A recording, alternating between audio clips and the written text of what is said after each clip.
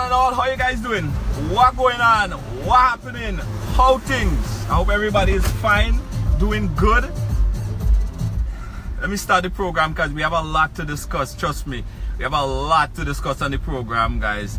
Welcome to Ride Along for today. It's Friday, and you know, on Friday what we normally do is something called, you know, Free Up Friday, to free up yourself and vibe and things like that. But because there's so much happening today, we were forced to change the format of the program and bring to you a program that would inform you of a number of things that's hitting the airwave pretty hard. I think it was important for us to do that. I think if we didn't, we probably would not be doing our due diligence as broadcasters, and this program would not be doing what it was set out to do.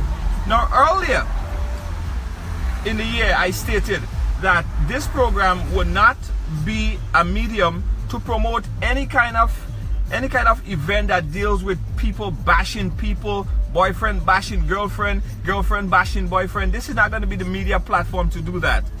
And that's not what we're going to do here today. I'm going to stick true to the theme of the program to make sure that we have a discussion that deals with everything that has to do with coming together and healing and getting your point of view as well.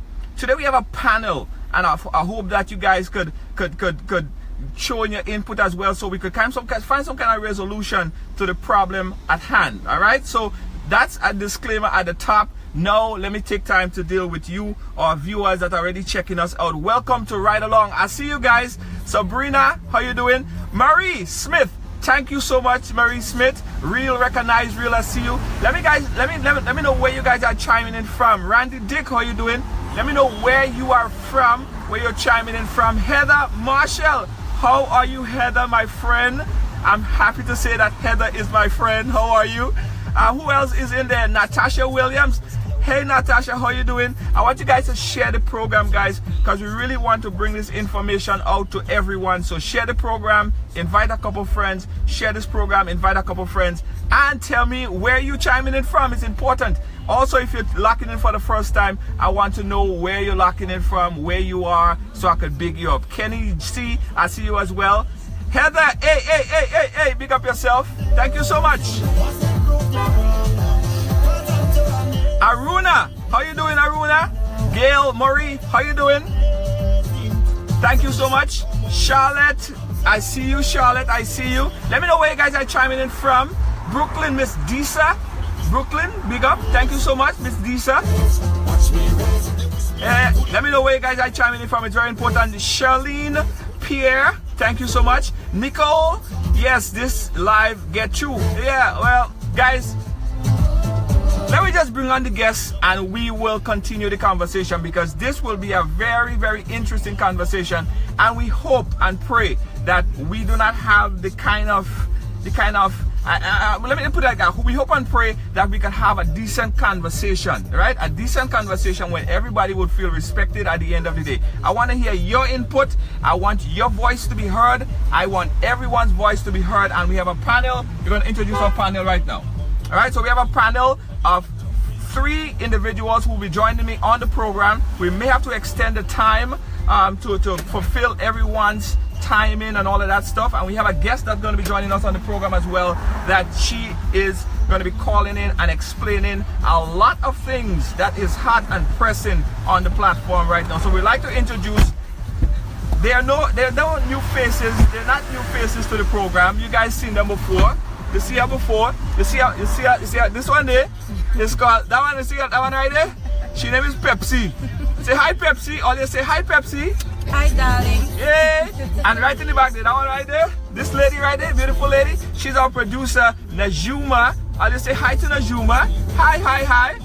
And the gentleman in the back there, Mr. Gerry Hopkn, JD. He's media consultant. He does a lot of great work.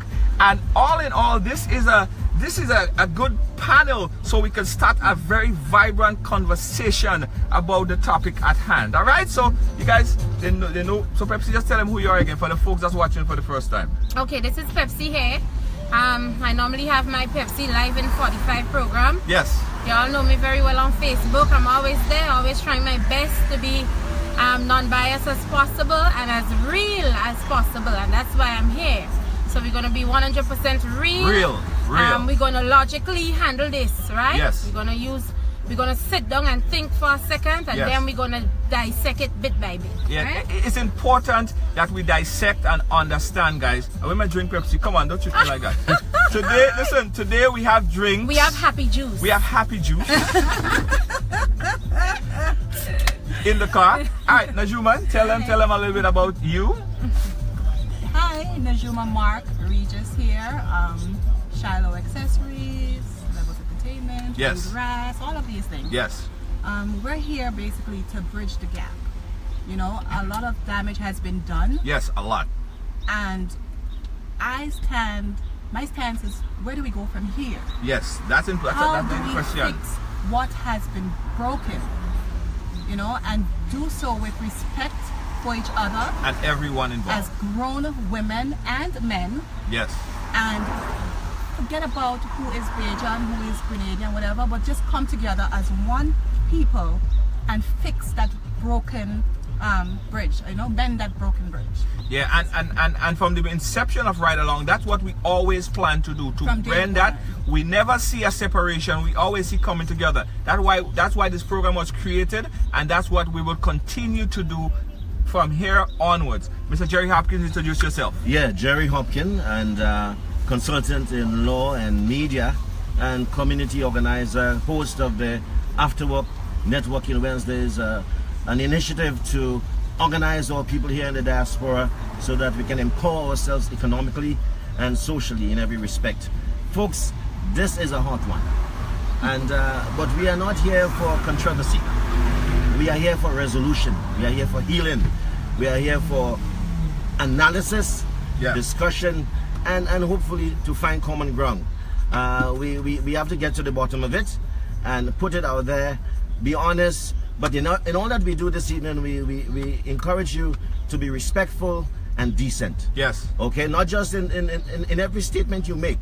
Let's try to do that so that at the end of the day, we can end up being more informed and being better people as a result of this discussion. Absolutely. So, well said, well said, well said. Guys, let me tell you how we got where we are. A few days ago, I was checking out a live, and it was a live done by Mr. Kevin Peterkin. Mr. Kevin Peterkin is a media personality that I know from Grenada. Mr. Kevin Peterkin's live was based on the fact of maternity, stating that paternity, stating that, as far as I saw it, that a young lady got pregnant from him that he didn't know about, and of course he wasn't sure that it was his child. He couldn't bond with the child, so he went on and take a paternity test. After that paternity test was taken, he then stated that it wasn't his, right? Shortly after, his now fiance posted a series of videos, and the videos spoke to the fact of defending Mr. Peterkin's position. Now, that's where we are. That's how we got here. Anything else following up, we would like to speak to the persons involved, specifically Babbzy, as to what transpired, why this thing transpired to where it's at right now, and why is it that an entire population, almost an entire population, a large sum of the population, is very angry and is very emotional right now. And we're gonna call Babbzy, and so we could get into the nitty-gritty of the conversation and hear more about it. But again, this conversation would not be a conversation of lambasting anyone. We are not here to knock anyone on the position that they take. Of course, some people that are watching us right now, they may take a different position than our guests, and we completely understand. But again, let's see how we could bridge the divide and hear what our guests have to say. So we're calling Babbzy right now. Right.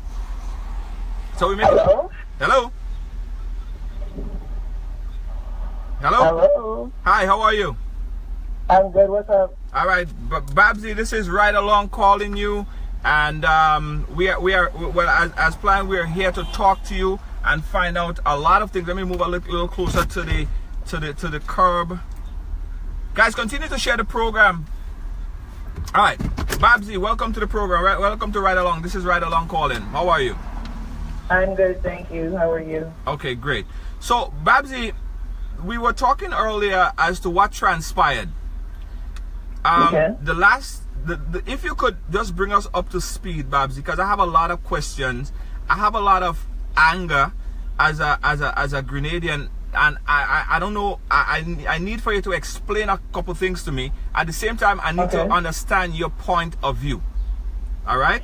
Okay, so where do you want me to start from? Because there's a few separate issues that are transpiring currently. So you would need to specify like what you want me to outline first, so I can be specific. Okay, Babbzy, great, no problem. Let's start from the beginning. Tell us about the paternity test that was done initially, and what transpired after that point. Like, talk about the paternity test and what happened around that time. Okay, let me go back a little bit before that. When I met Kevin, obviously Kevin had explained to me that he had children, and he went into detail about, you know, his children's mothers, etc. Now, there's a lot of this story, and I'm going to try to speed it up so people can understand.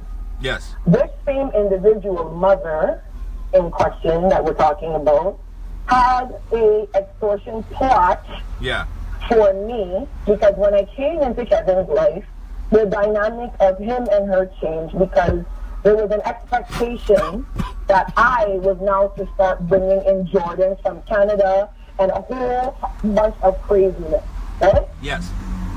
Okay. So in this exchange where Kevin is now like, why is it Babbzy's responsibility to start financing anything? How did this come to that? There became a breakdown between them two over this. Yes. Now, within the breakdown, Kevin tried religiously to bridge the gap between him and his son, because the son was then used as a pawn in the situation because money was wanted from me. Right. So there was an incident today where this boy got sick. Kevin was at work, and he was called by the school to come and get him because they were not able to find any of this child's guardians. Right. Now, on that day, my mother and I were speaking to Kevin on voice note, and Kevin sent a picture of the child and him together. So my mom asked who, and I can leave the details I want specific, yeah? My mom asked me, who's that beside Kevin? Right. And I said, his son. Right. And she was like, Kevin who? Like, whose son you mean? Which Kevin you're talking about? So I'm like, my Kevin? And she's like, that is not Kevin's child. You can't look and see that boy is not Kevin's child. So hold on, Babbzy. Hold on one second. So your mother looked at the child and decided that it wasn't. And you guys posed questions as well. Just by the look of the child, she decided that that's not his son. Correct. Okay. Now, I never went to Kevin in the beginning because that is something very difficult to go and tell somebody like, yo, bro, like you have to check this out. However, when the details of their interaction started to come to light, and Kevin confiding in me, remembering that my mother said this, I was like, boy, here's what you're going to have to do. You're going to have to get a DNA test, you know, because this seemed like a whole bunch of melee. You need to get a DNA test so that you guys can go to court, arrange visitation, and just get this whole bacchanal out. And Junior, you know me, and I don't want to really inject that, but I'm a solutions person. I am not a person that is out here like, yeah, let me do this, and let me do that. I have way too much going on to be a person to stir up bacchanal. I don't have time for that. So I know that's the opinion that a lot of the people that in the chat might have and whatever, but the reality is that's not. And even people were saying, I thought she said she was done with it yesterday. I want people to know that you thought it was a good idea for us to air this out. Because I didn't be like, please help me. And I was like, yo, I'm done. Babbzy, I don't want to get there yet. Babbzy? I don't want to get there. Okay, hold on. Do we have someone else on the panel here? It's Knajume here, Babbzy. Okay. Hi, Knajume. Hi, darling. How are you? Okay, so your mother thought it was best that Kevin get a paternity test done because Correct. she felt the child did not look like him, right? Correct. Where was this test done and who authorized the test? Did both parents agree to the test? Those part of the details I can't give you at this time. Okay, let me ask you like this, Babbzy, then.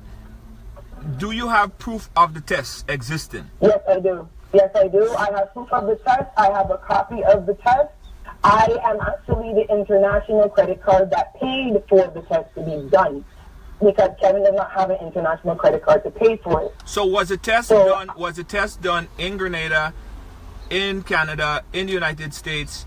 Was it I am not going to give specific details on that. I am just going to tell you that the test was done legally. Right. And there was an extreme difficulty to have the test done. It took 9 months to get the test done because the mother went ghost the first time Kevin asked for it, and he didn't even see his son for months because he asked for it. Okay. And it was a big bob and dodge and hide, and there was a lot of pulling and just no result coming. So, yes, the test was done. The Okay. test is a very legal test. Yes. The test is a test that can stand up in any court of law, Okay. in any part of the world. Okay. It's not a DNA test, it's a paternity test. There's zero relation. The paternity test is so far off that they don't even look like they're the same race. Right. Right. It looks like somebody's Indian and somebody's, like, it's not even the same race on the test. Like, it's not his child. Like, Babbzy, you could tell her from the Right. test? You could tell her from the paternity test? I'm not sure. That's just to tell you how much they're not related. how far apart. Okay, yeah, okay, how okay. far they're not related Okay. yeah, at so all. there's There's no comparative relation. analysis. Right, Yes. so there's comparative analysis on the test. Like, my brother and I are going to have a lot of similarities, obviously, because our DNA would be similar, right? Yeah. So, you know what I mean? Okay. So then when the test came back, But right? one more question about the test. One more. Babbzy, what kind of specimen did they use? Was it hair or blood? Here, it was saliva. Okay. All right, thanks. Right.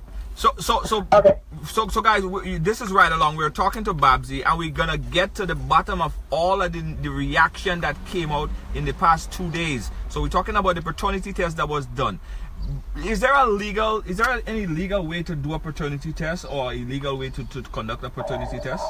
Well, there's illegal ways of conducting a paternity test. An illegal paternity test would be like, you go and take the blood of a sibling to then match it. Like, there's things like that happen where people kind of just stew around or whatever. This sample was taken from the child. Right. And it was matched against a sample from Kevin, and there's no match. Read the comments. Okay, so we're not going to get the full details of where the paternity test was done. No, that's irrelevant. Right? And that's irrelevant. I mean, That's it is not relevant, but I understand your position not to speak on No, that. it's not. So how do It's a legal test. Right. So Moving it's forward. a legal test. It was legally done. Yeah. And Kevin was found not to be the father. Right. Okay. Now, Moving that forward. was the beginning of December. That was the Right. beginning of December. Yes. That was the beginning of December. And she was advised at that point in time that to go and have an affidavit done, removing his name off of the birth certificate. That was December 2nd. Right. Now, from December 2nd, there has been no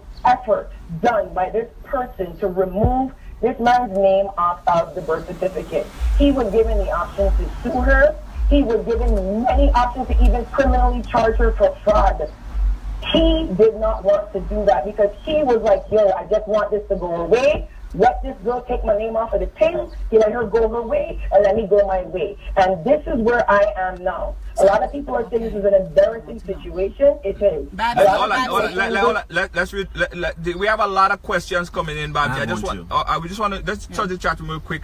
Get some people's reaction. Well, to be honest, Junior, I didn't want to answer questions from the chat room because I'm not really here for the vitriol and the whole back and forth. No, we're not going to put you to the vitriol, Yeah. Babbzy. But there are some connectivity that we want to make with our audience and you. So that's all. That's the only reason. We're not in here to lambaste or anything like that. But the audience are there and they're watching. We have 1.7 on the live right now, and we want to connect with our audience. To know, like, and I want to be honest and very transparent. Every single person that is in my team that is very close to me, my friends in Grenada, are very against this interview. So I want you to know that, like, this is really, I'm not doing this any longer. Like, everybody is just like Babbzy. You didn't say these things and blah blah blah. Let it die. So I'm telling you right now, this is against almost every single person I know. I'm going against them right now. So I don't want no noise. Babbzy, I promise we are not here for the noise. Yes, we are not. I am not here for the bacchanal. All I want to do is come to some kind of resolute. I'm trying to understand, all right? Yes. Because let me tell you personally as a Grenadian, and I told you this before, I'm not telling you anything that I didn't tell you in front of your face, right?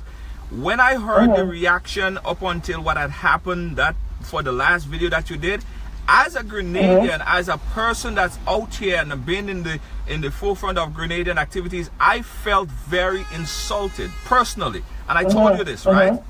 You probably didn't expect that pushback, but that's what happened. And a lot of people felt that way. So they are we want to get to all of this stuff. But Right. before we get there, Babbzy, right? Help us to understand what caused you to make, and listen, I did not see the first live, so I'm not going to jump to any assumptions here, right? What was the underlying reasons, circumstances that caused you to make that statement that everyone is so angry about, which is that Grenadians roll around in mud and I are never bare made that feet? statement. All right, okay. I never made that statement. Exactly, or bare feet and hungry. So I never made that statement. what was the context of what I was said? I was addressing a person in the chat who was disrespecting me. Right. The person wasn't speaking to me respectfully. The person was disrespecting me and insulting me. And I said, you must be over there hungry and barefoot running around. Why are you trolling me?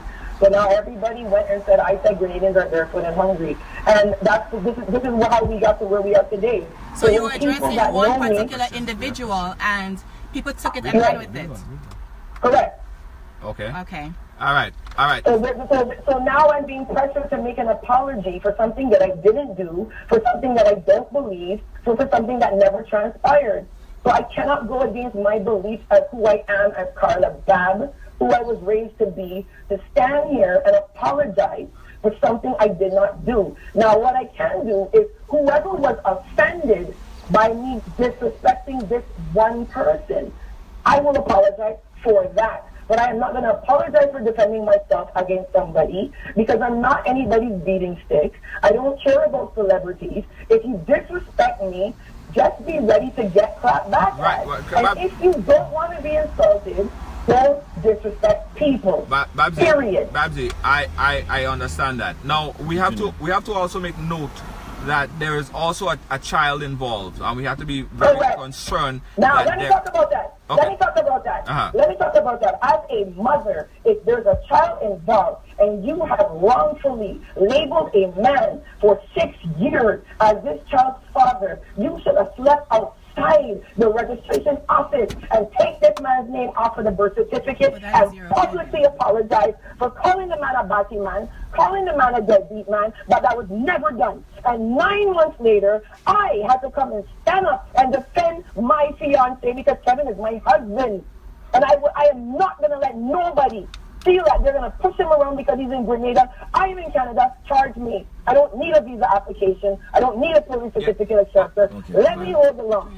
And that's what happened because Kevin has been patient and quiet. It should not take 19 months to DNA test somebody and to get his name removed. This is unreasonable. And every single woman on this chat who has a son, who has a father, who has a brother, knows what I'm saying. There's no reason why this took 9 months for her to remove the man's name. It was a simple process. If it's an embarrassing situation, cover up your chest, cover up your chest, and go and get it done. No. Right. So I'm offended. No, because I'm offended. Because when I'm on Facebook and this girl is in party after party after party, I don't care if she wants to party. But you don't have any statement from her. But don't party.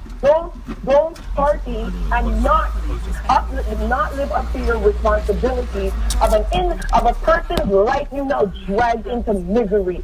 You drag someone's life into misery, you grow up, you be an adult, and you rectify the situation. You don't ignore phone calls for 9 months. Hey, Babbzy, you need to listen for a second, darling. We understand. We understand. Babbzy, I understand.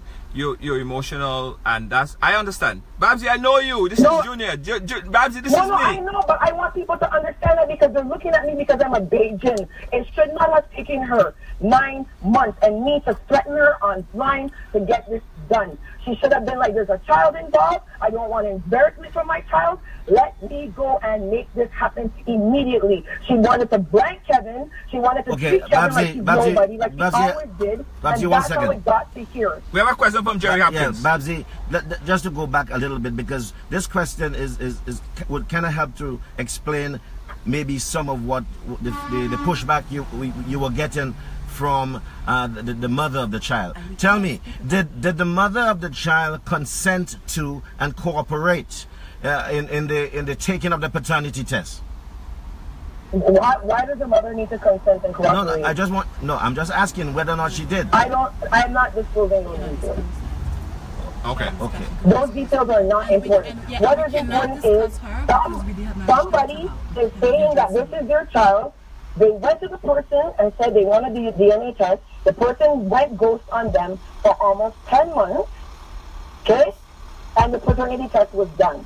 Because the paternity test was asked for in February 2016. So if the results are coming in December 1st, 2016, you can see how long it took to have it done. Okay. So assuming that the paternity test is proper and is legitimate, assuming that, because we do not have enough details from either side to assess that, but assuming that it is.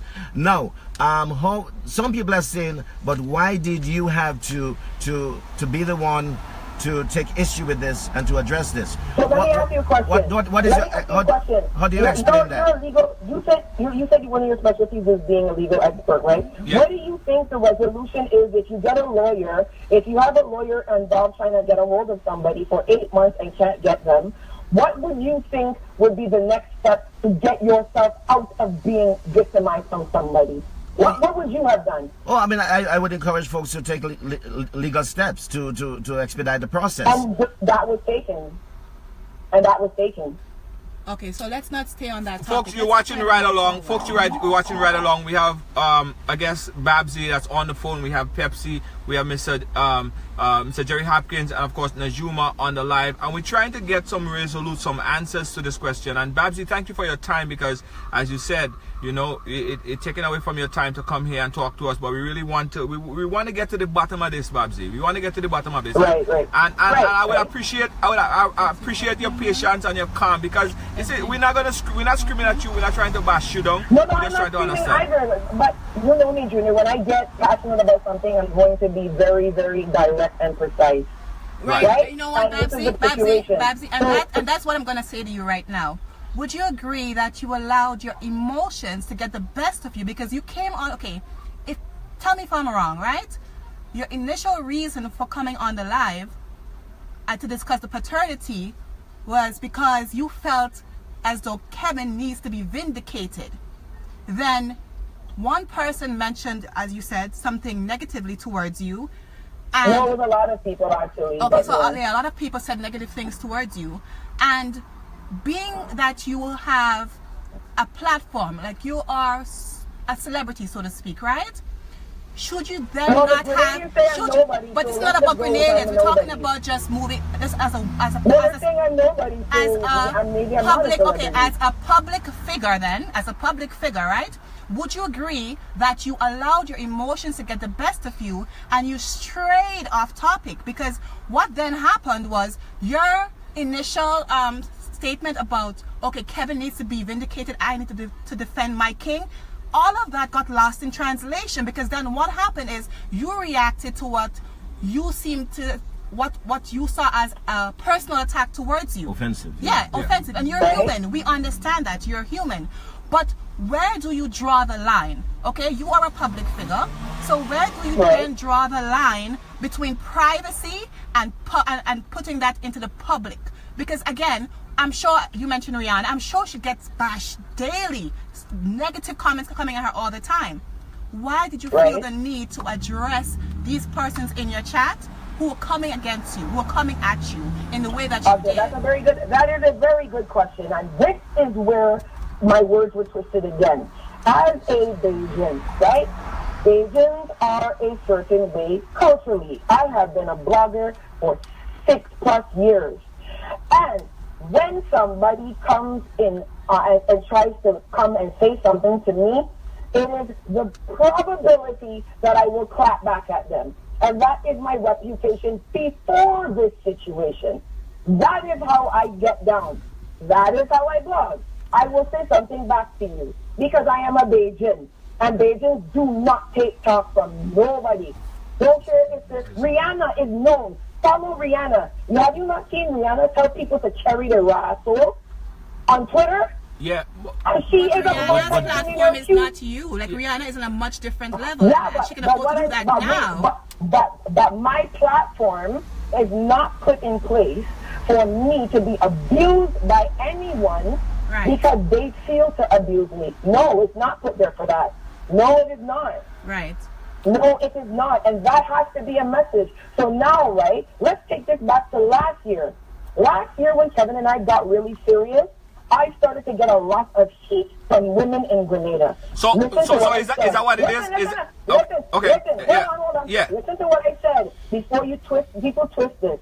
When I got serious with Kevin, I started to get heat from women in Grenada. I did not say all women in Grenada started to give me heat. I'm saying that when I started to get heat from women, it was women from Grenada. And they were coming with this argument about me being poor and me flying Kevin to Barbados on welfare money. I never said nothing back to anybody. So now when you're in a chat and you're telling me you up there on welfare, and I'm like, actually, there's a Benz and Beamer in my driveway, and my home is now all of a sudden I'm bragging. Babbzy, hold on. Let me say this. Let me say this, right? Babbzy, I think where people got disconnected, what they felt was at the point when you went and you show your Benz and your Beamer in the driveway, it seems like you are saying, whether you verbalize it or not, like I have this and you don't. No, I'm saying that you're accusing me of having nothing and I actually do. But why do you have to defend? Okay, go ahead. So then why the accusation that I have nothing? I honestly think The entire world knows that I am an international blogger. Nobody from anywhere thinks I'm broke except for some. Babbzy, let me say this. I want people to think I'm broke. Exactly. In fact, I would love for people to think I am dead broke. I don't care personally. Junior, here's the difference. I am now in a category of people who go on Facebook Live, who beg for top-up on their phone, who beg for GoFundMe links, who beg for money. So now, I was here before Facebook Live, but now people are lumping me into a category of Facebook Live beggars. So I'm saying to you, don't troll me. I finished university. I have... Okay, let's go back to the point. How do we get here? Where you're telling people that, okay, you said to that one individual that he's possibly barefoot and hungry. One person. That one person. That's why I said that one particular person, right? Right? You felt the need to answer that one person, right? Fine. That got out of hand, right? We agree? That got out of hand. Right? A lot of other things were then said. I don't agree. I agree that people decided to take that and run with it, and that's how it got out of hand. Right. Because every single person who's not bringing nationality into this saw that encounter and understood it. And there are many Grenadians who are in support of me and have the Gucci Vuitton for one of them. People are like, Babbzy did not say that, but they want this narrative to run with. So what do I do now? How do I tell them, you're wrong. So now they want an apology for something I didn't do. They want to run and say that I broke. Now they want to say I run and showing up. The best thing for me to do is stay silent and stop the interaction. It's like a bad relationship. Okay, Babbzy. move out the house, and you go to your mother, and I'm gonna go live by my mother, and let me go separate ways. And that's why I got to that point. Because if I'm telling somebody, I didn't say it, yes you did. No, I didn't. You think you're better than us? No, I actually don't. Yes, you do. So what do? No one's gonna make me apologize for something that I didn't say and I don't feel. No, man. Listen, I have been through this before. I went on festival stage in Barbados. We understand that. And I want you to hear what happened. I went on festival stage in Barbados and I got slammed for being the first person to allow MP3s to be on websites for crossover. Right? The whole of Barbados turned against me. For a lie. And I never came back and begged for theirs. I kept going in my blog, and they had to understand who I really was. And when they realized that it was a lie, a lot of them come and apologize to me and say, you know what, Babbzy, I had you wrong, you know what, Babbzy, I shouldn't have said them things about you, because it was a lie. Right. And I stood my ground. And no, Junior, listen. Yeah. I would not be here today if I let people buckle me over and push me around and make me do something that I don't agree with, that I didn't do. And that's the reason I'm still here. Right. Because then now, they realize that I stand my ground, and that is my reputation. So when people are like, hold on. Well, we have a question. We have a question. We understand. We just have a quick question, and the time. We just looking at the time as well. We want to have as much a question as possible. Babbzy, go ahead. One question. Yeah, go ahead. No, I don't have a question. I'm basically saying I think we're defeating the purpose of the live. Yeah. Yes. I think we're losing the purpose of why we went live today. Yes. And well, I went live. I don't know how much of y'all watched my live, but when I went live, I understand fully exactly what was going on here. And I've been following that story since the very start. I think even when Nakisha came on, when she had put up the status about Kevin not taking care of the child, with Kevin going on and describe she private part, having no grip. And then the paternity request where the mom realized that the baby didn't look like him.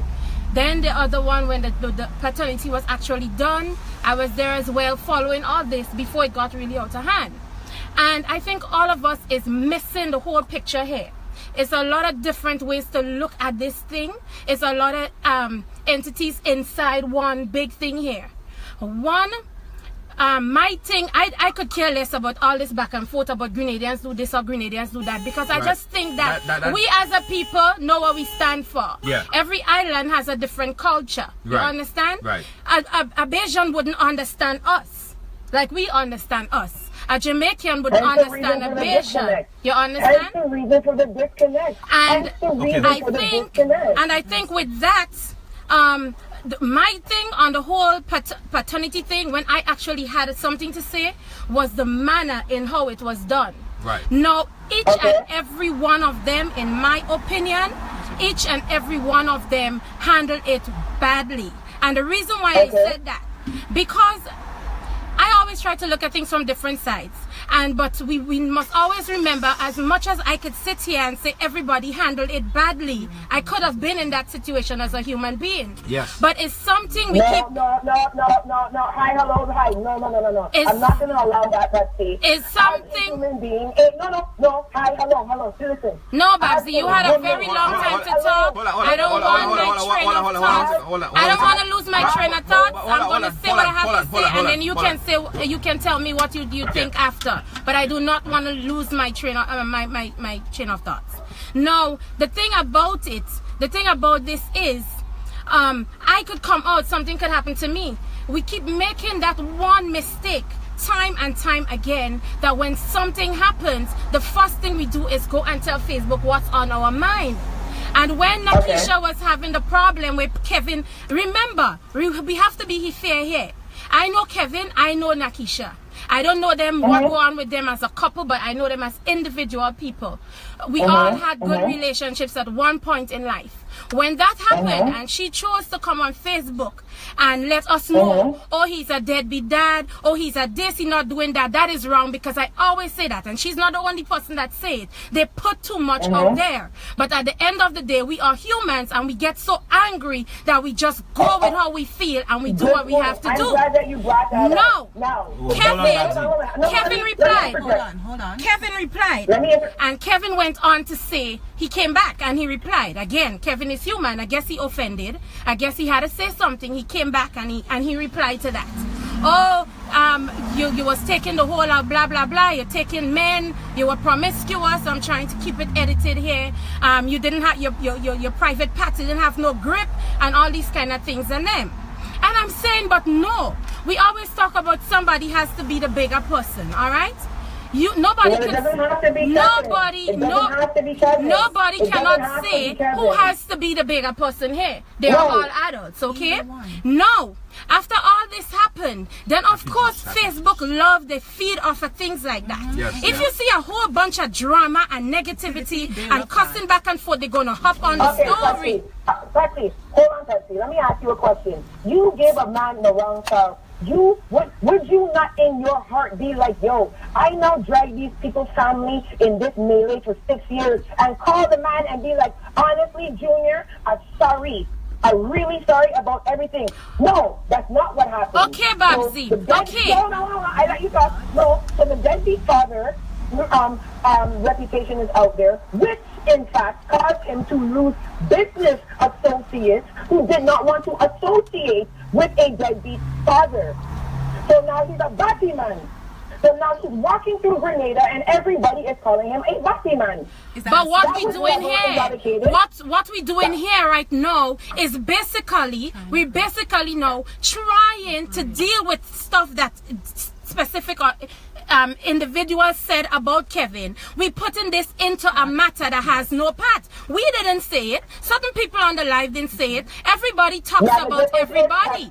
And just how you offended about the stuff she said about Kevin being a Babbzy man or whatever, just so you and just so him said stuff about her that could have hindered her from getting into a relationship or a job or somebody wanting to do business with her, just the same.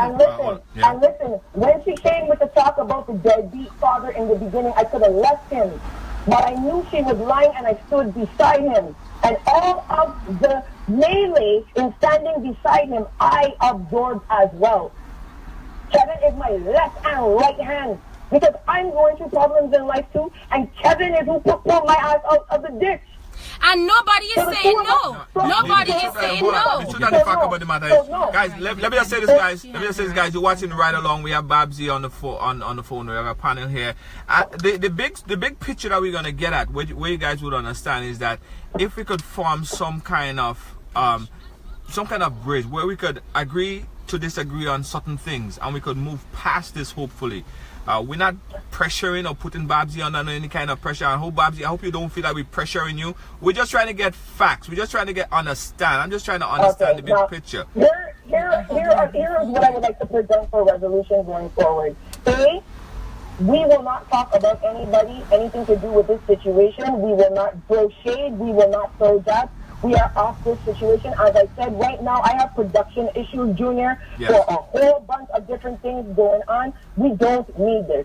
Two, I don't want anybody, which is why I removed the lives. And let me make this clear. The live number one I removed because when I woke up in the morning, my Facebook and my WhatsApp was flooded with Grenadian people who asked me to remove it because they were ashamed about what the other Grenadian people were doing on the video chat. Now, this is what I want you to understand where I went wrong. Hey, babes, I figured to come back and do a live because babes ain't going to come back the next day and come and deal with me because they're not doing that.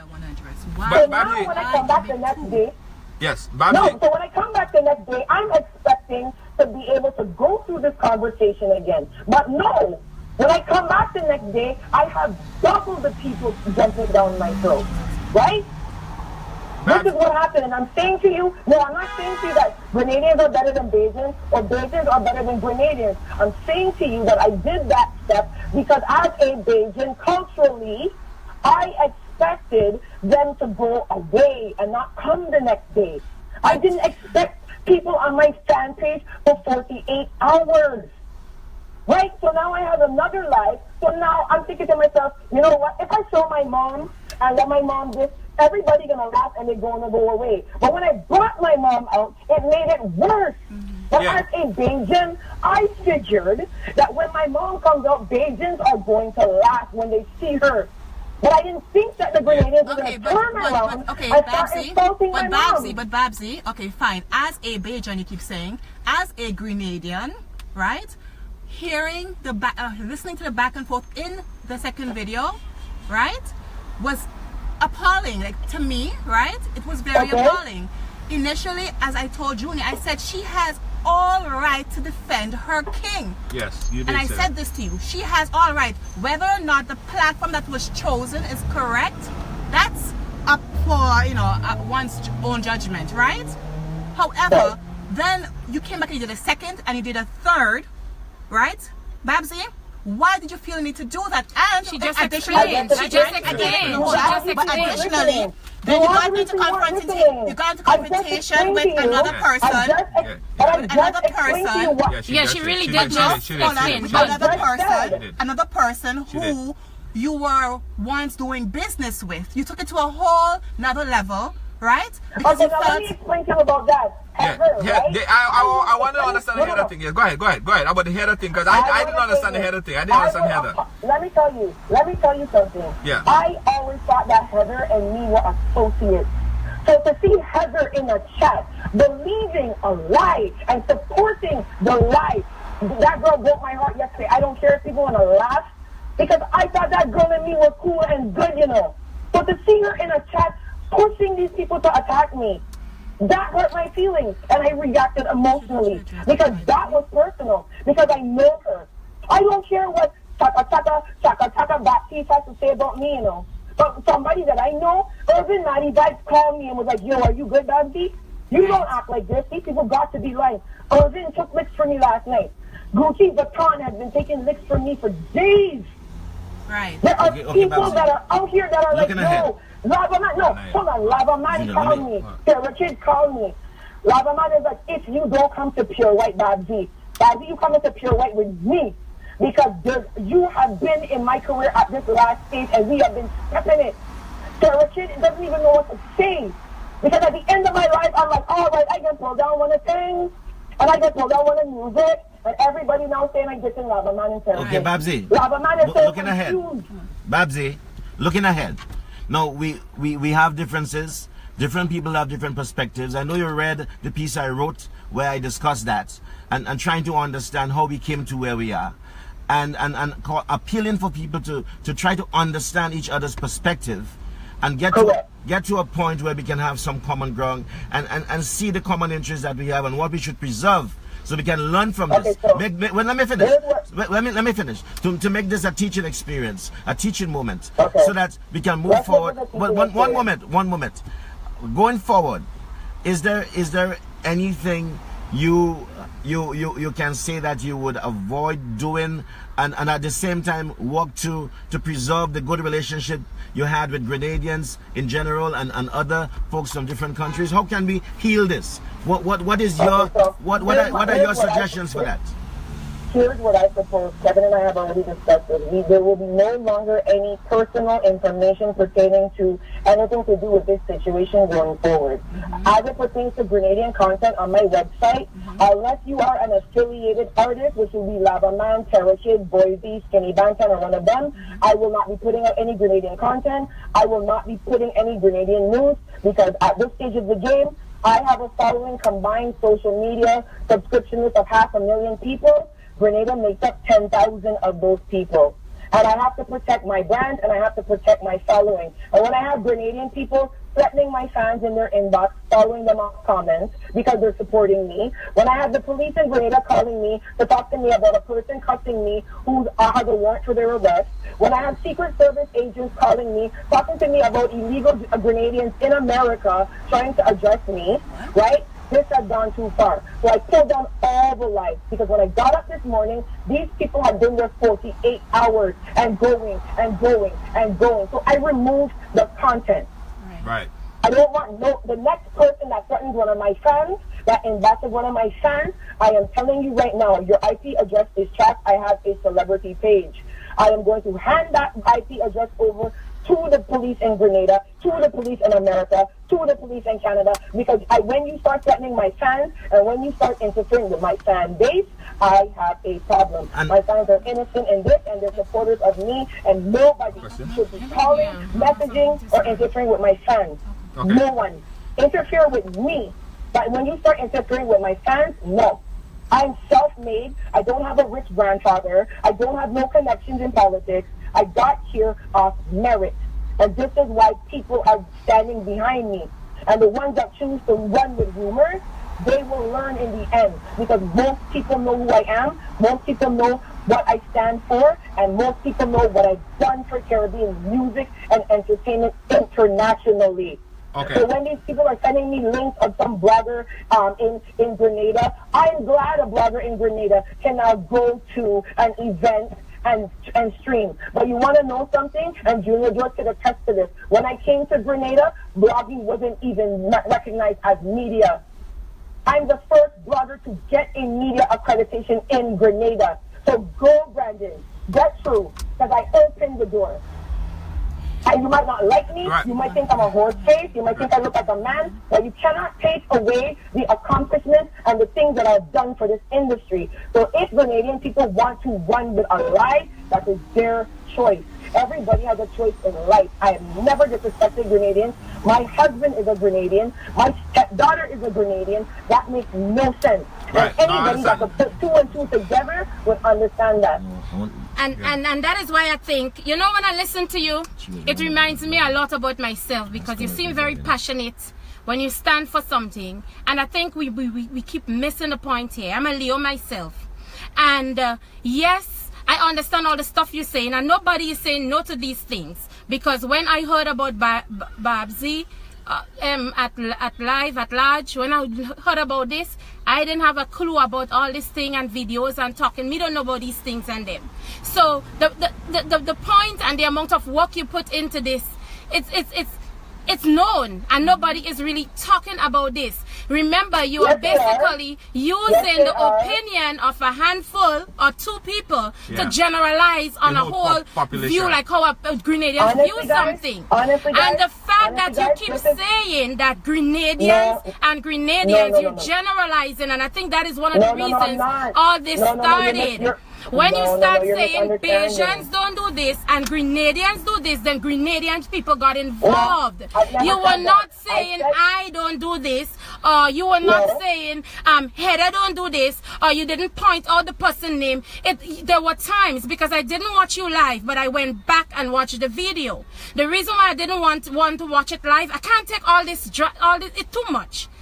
I mean, I like Bacchanal, but I just get frustrated. Maybe I'm getting old. Okay. But when I went back and I take my time, because I don't want nobody come and tell me, Babbzy say. I'm sitting down and I'm watching for myself. I'm an intelligent person. And me picking nobody's side here. I want to understand. I want to have an opinion. And I want to see how this thing really get chaotic.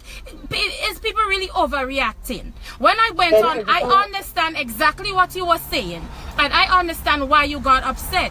The fact remained that you did get annoyed and upset to a little way that it kind of you got angry and arrogant. And you really were generalizing certain things. And Grenadians know, you have to understand Grenadians as a people. No. You keep saying about Bajans for the longest time. Exactly. You want people to understand you. But you're not really trying to understand either. And you cannot just generalize it like that. And that's what you're doing. You cannot say that's your business. If you're saying that's not your business to understand Grenadians, then how you expect them to understand you? No. It's not my business to understand my business model, to understand how Grenadians are, because Grenadians make up 0.001%. And that there is an insult. That there is an insult. Because you're basically saying that Grenadians just like a hand, a little bit of people, they're insignificant. It doesn't matter. And that is an insult. Go ahead. Hold on. Go ahead. I'm listening. Every one of you sitting down there combined don't understand what it is to be Babbzy, you know. If you know what it is to have to understand Grenadians, Jinties, Lucians, Haitians, every single island has cultural sensitivity to issues. True. There's no way anyone could expect me to know off the top of my head what Grenadians are going to do here, off the top of my head what Lucians will do there, off the top of my head what Australians will do there. Yes. This is a learning experience. True. So obviously I've infracted. Hold on. I'm admitting to having infracted in Grenadian culture, right? Now, during this infraction to Grenadian culture, I apologize for that. Because when I handled the situation, I was handling the situation how Bajans would handle it culturally. So now I come into a situation where I've made a mistake because I come in doing something that in my mind, the average Bajan would have laughed off. But the Grenadians were so mad already, they didn't find it funny. And they wanted to take it to a next level.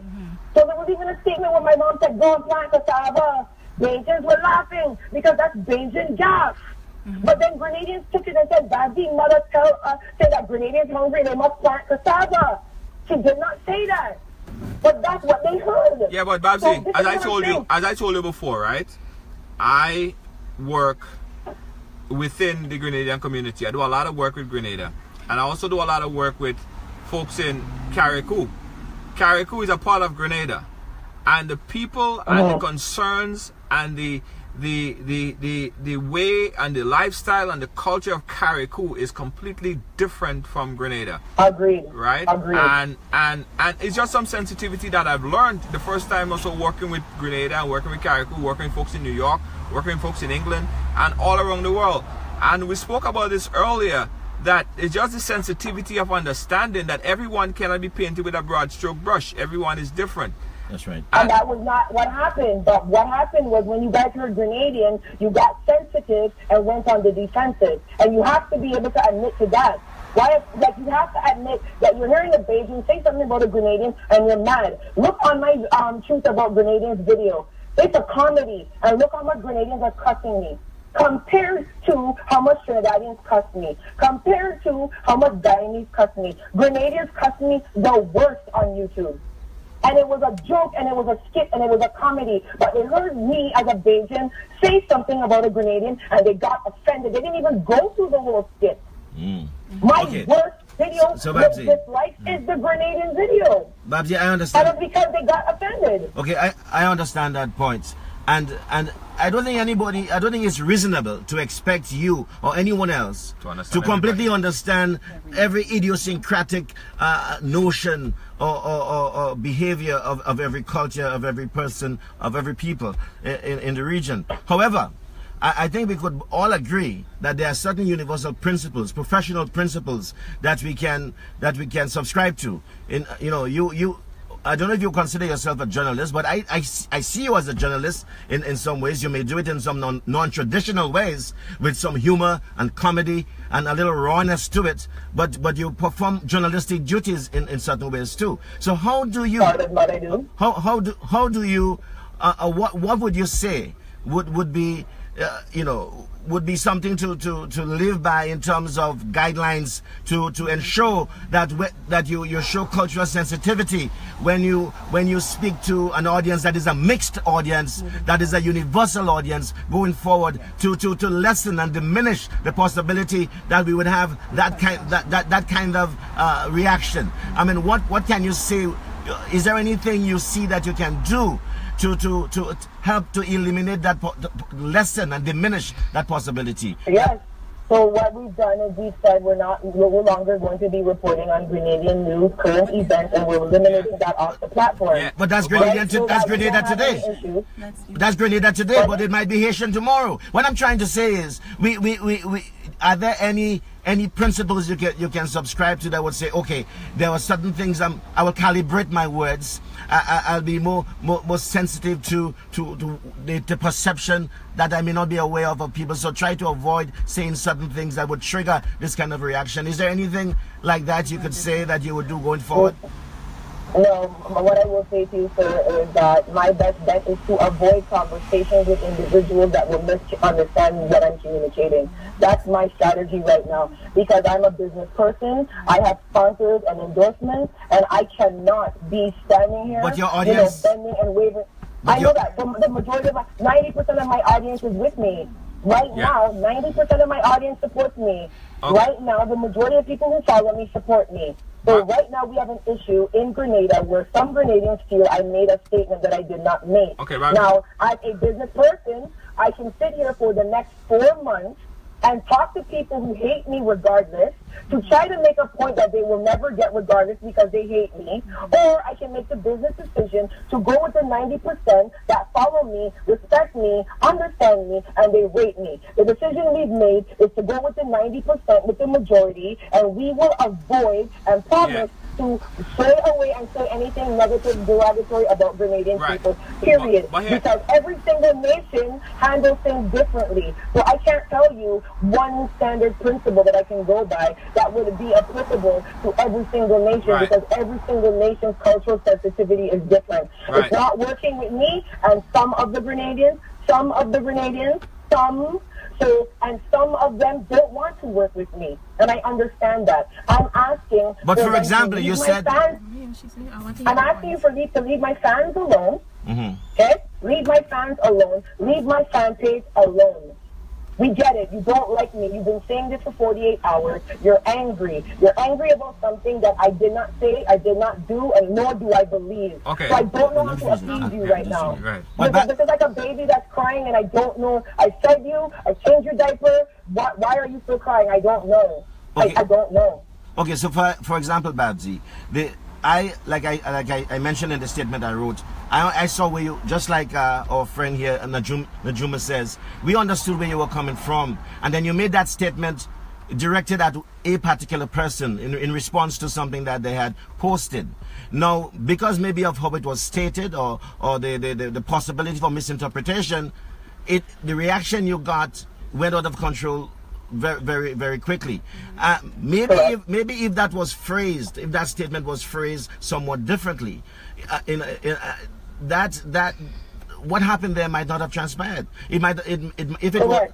So don't you think that going forward, if you would calibrate your words more carefully and be more specific in making your statements, that might deter or prevent us from having these kind of altercations? So that's what I'm. And in addition to that, we will not be discussing your topics, so there will be no need to calibrate. Yeah, but Babbzy, hear what I'm saying. Hear what I'm saying, right? Today is Grenada. Tomorrow it might be Haiti, right? I'm saying this as a friend, right? Right. Next day it might be Dominican Republic.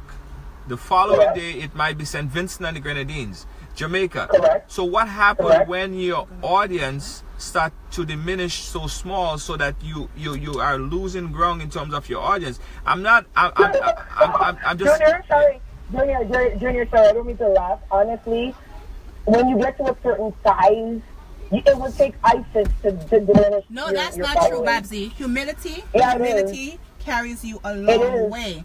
Okay? I am humility. I do have humility. I do have humility. Statement, I do not. When you're depending on the public. I'm not depending on the public. I'm not though. I'm not depending on the public. This is where all of you are coming from the wrong angle. I don't depend on the public. I don't. Okay. This is what I'm saying. My business, what I do, you guys have a snippet of it because you think it's videos. There are a million and one other things that I do that I don't have to calibrate the public. Right, I understand. So what I'm saying to you right now, is this. If every single person who's offended at what I said and they hate me, delete themselves from my page today, and I go down 5,000 followers, by the end of July, I will be back up to 5,000. That is how it goes. This is the life of a blogger. When people speak the truth, there will be people that don't like it, and they will unfollow. But you know what? You will say something else down the line, and they will be in agreement with you, and they will come back. And I've experienced this many times, and I've experienced a bigger diminishment than this. So what I'm saying is, I cannot appease something that I didn't say, that I didn't do, nor that I believe. All right, so that is where I am right now. But one last thing, Babbzy, just to set the record straight. You made a statement earlier about you being the first blogger recognized in Grenada, and I'm not in a position to entirely dispute that, but I just want to, for the record, let it known that there are individuals such as Michael Bascom, who has been blogging for a considerable period, and I think it might be comparable to as long as you have been doing it. I'm not sure. I can't tell you. I did not say I'm the first blogger. I said I'm the first blogger to be recognized as media in the Caribbean, in Grenada. But he was in media before he became a blogger. Yeah, but blogging was not recognized as media in Grenada in 2015. Trust me, it was not. No, I really think right now, let me tell you, I really think, like, when I came on this live, when you called me today, Junior, and we came on the live, I really thought that we would have came to a point of understanding, because I'm starting to get annoyed with the whole drama, the whole back and forth. It's starting to just annoy me, generally speaking. So I thought that it's gonna just end at this point. No, I think we got lost in the whole thing where the paternity thing is dead, because number one, it's unfair because we only have one side of the story. We never got the other person's side of the story. So that is unfair to begin with. And then two, I thought we would have been dealing with a way to move forward, but I really see this as hopeless. I see it as hopeless because what we have here, it's not, you have to remember, it's not the Babbzy show. It is everybody. It's not Babbzy alone affected by this. And it is going on. You said what you think you're going to do, which is fine with Grenadian people. I don't think they have a problem with probably having you take down whatever and don't deal with Grenada to a certain extent. That is fine, because I think life would go on the same way with everybody. But this is a point that we don't really, I think as humans, sometimes we have to step back, draw back, think for a moment and say, you know what, hey, this wasn't even necessary. It had no right to even reach like that. But if this is where we're going to take it, it's fine, because one thing you have to understand, whenever, because you spoke so much, you spoke for almost like the entire life. So we got and we listened. I shut up and I gave you a chance to say, because I like to hear people, I like to understand the story, right? We gave you that amount. And then people here looking at the live because they heard, they watched it over and they watched it live, and everybody heard that was said. If everybody gonna say this one did say that, this one said it, but she didn't mean that, who this person meant it that way, we're not gonna reach anywhere. It, generally speaking, we can say certain statements was generalized. And I listened it, and I'm not stupid. It was generalized, and a lot of and this is Grenadians as a people. Yeah, they don't take these things. They're different from other countries. That you feel that way. So exactly, and it's unfortunate, unfortunate that you would not just step back and acknowledge and own certain things that you didn't really handle well. But that's fine, though. That's fine. But what I'm saying is, this is really pointless. I don't see this going nowhere. I think everybody should just decide, look, this whole nonsense happened on Facebook. That is life. You understand? Let Babbzy cut off who she want to cut off, and let Grenadians go back and cook and do whatever they do on a normal, regular day. This is making absolutely no sense. That we come forth with, we will fall back. We would have no intentions of talking about anybody, striking any conversations about anything. We're falling back. That is the solution. And it is unfair to just sit there and say, okay, don't talk to my fans, and y'all don't this. You don't just order people around, because you've been directly making statements at people just the same way. So then you should do that. You should do that. Maybe you just should do that. Because what is happening here is unfair to say that, oh, don't do this, Grenadians, don't do that, and don't talk to my fans in inbox, and don't do whatever, but then you and some people in yours are doing the same thing. You cannot generalize. You're generalizing. Okay, hold on. But it's true, though. One second. Guys, this is Ridealong. I don't even know who this person is talking to me. I don't know you either. All right. This is not the point of where we have to get confrontation. Babbzy, let me ask you a quick question, right? And is there any way we could come to a resolution that Grenadians are saying that they feel like they need some kind of apology? That's what they're saying. I apologize for anybody who felt offended at the person I was directing my cuss out at. If anybody misunderstood or thought that that's what I meant, that is not what I meant. And I apologize about the miscommunication. I am not apologizing for attacking the person. The person attacked me and I attacked them back. That's one. 2, I don't believe Grenadians are barefoot and hungry. In fact, I'm trying to buy land in Lansopine right now. Okay. 3, all right. like I like all of these. I work with Lava Man very closely, Terror Kid.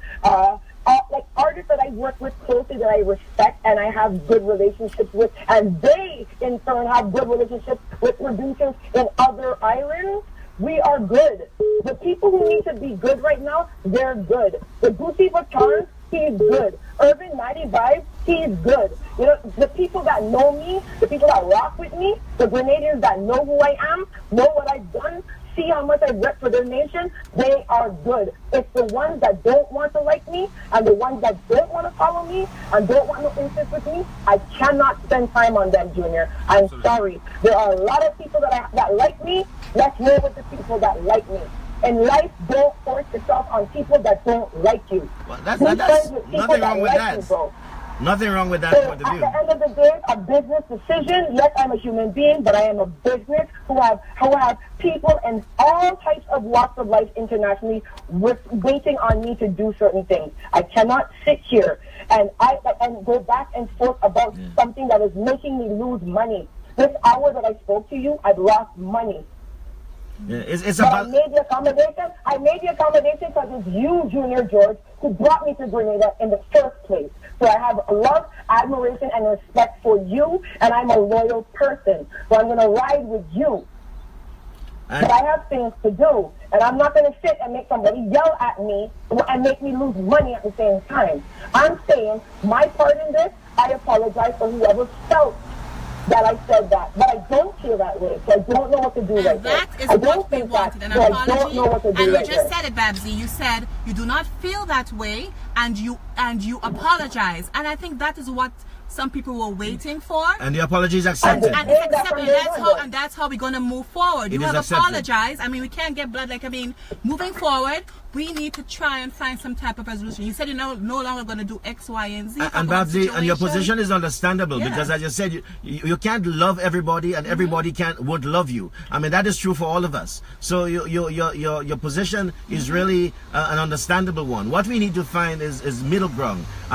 It's a balancing act. You have to find ways to optimize what you do and to stay focused, stay on message, stay on your mission and maintain your vision. And as long as you're doing that respectfully of as many of the people who have asked your audience, I think you're doing fine. But do not say that you could do without this one or do without that one. No. I'm saying to you, I'm focusing on the people who believe in me. I cannot focus on a lie. The biggest mistake any person could do is sit and try to make somebody believe the truth when they want to believe the lie. You're right about that.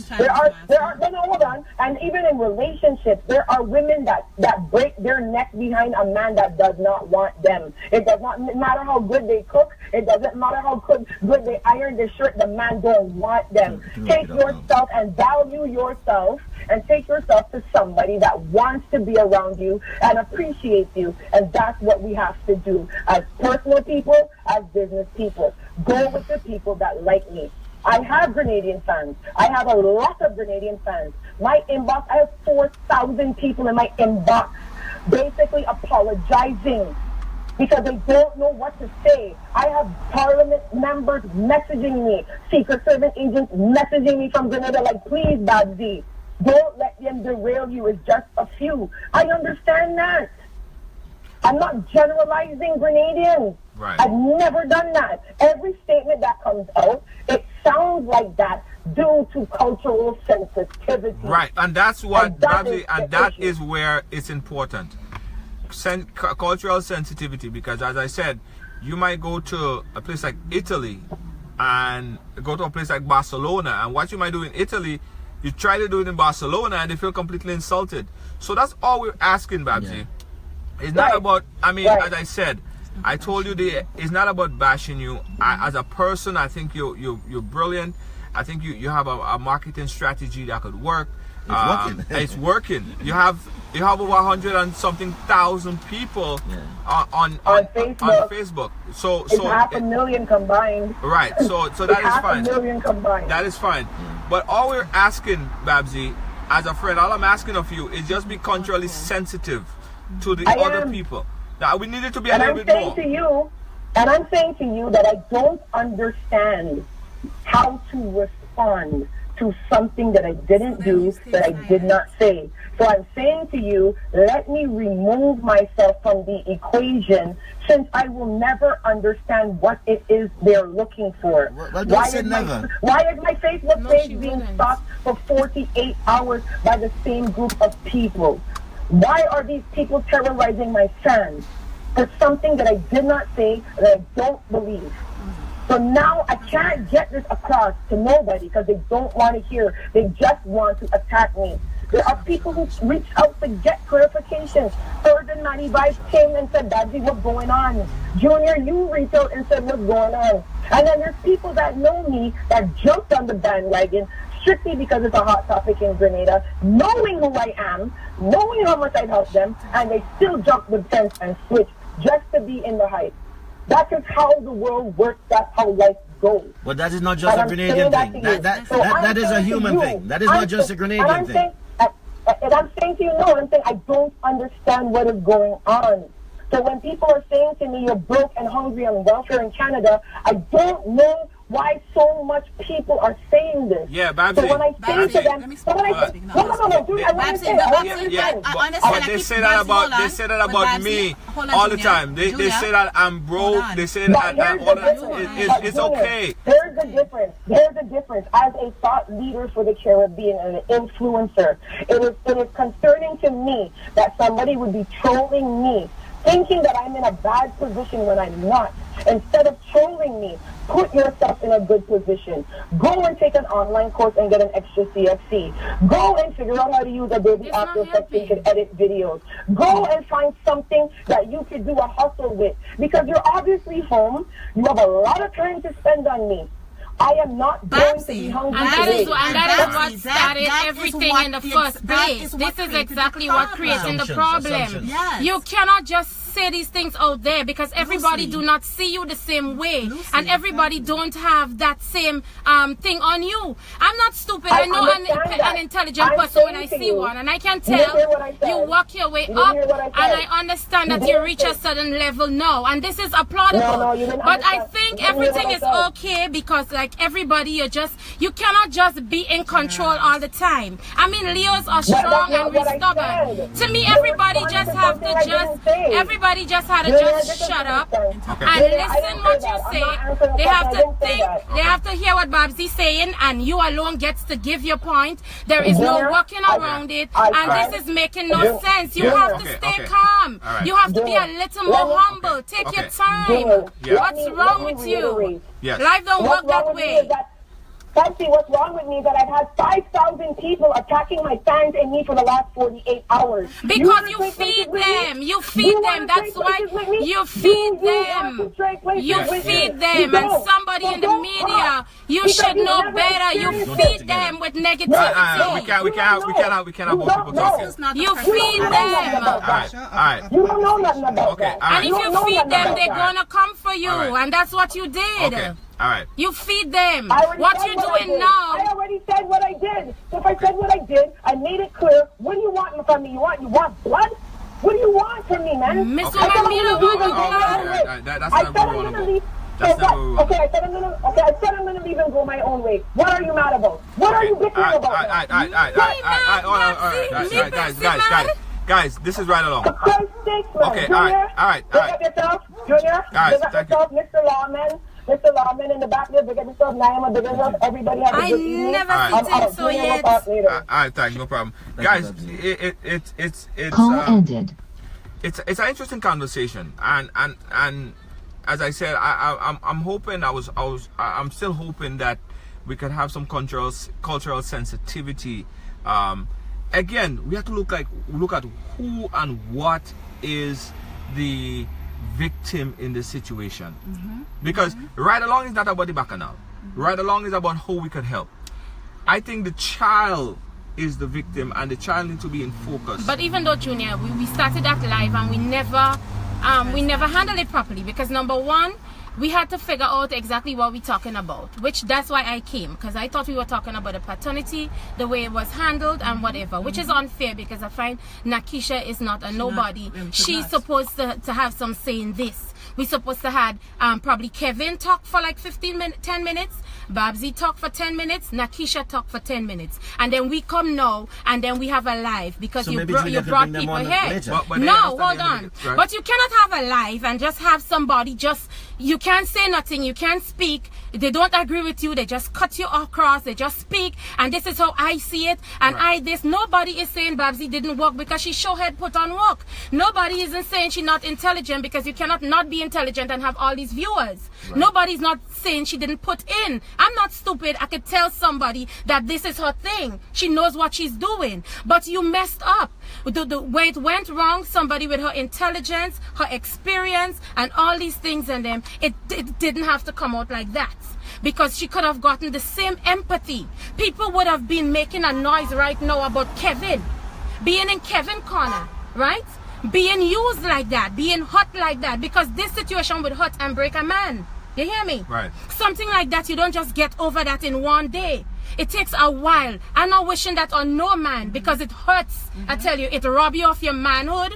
You're the laughing stock. Plus, you feel like you fail. You feel like they take you for granted. You feel like women make you some idiot. You understand me? So we could have understand and view it from Kevin's point of view. No, but Kevin's point of view is very sensitive as well. And we could have empathized and sympathized with Kevin because that wasn't nice if it was brought out properly.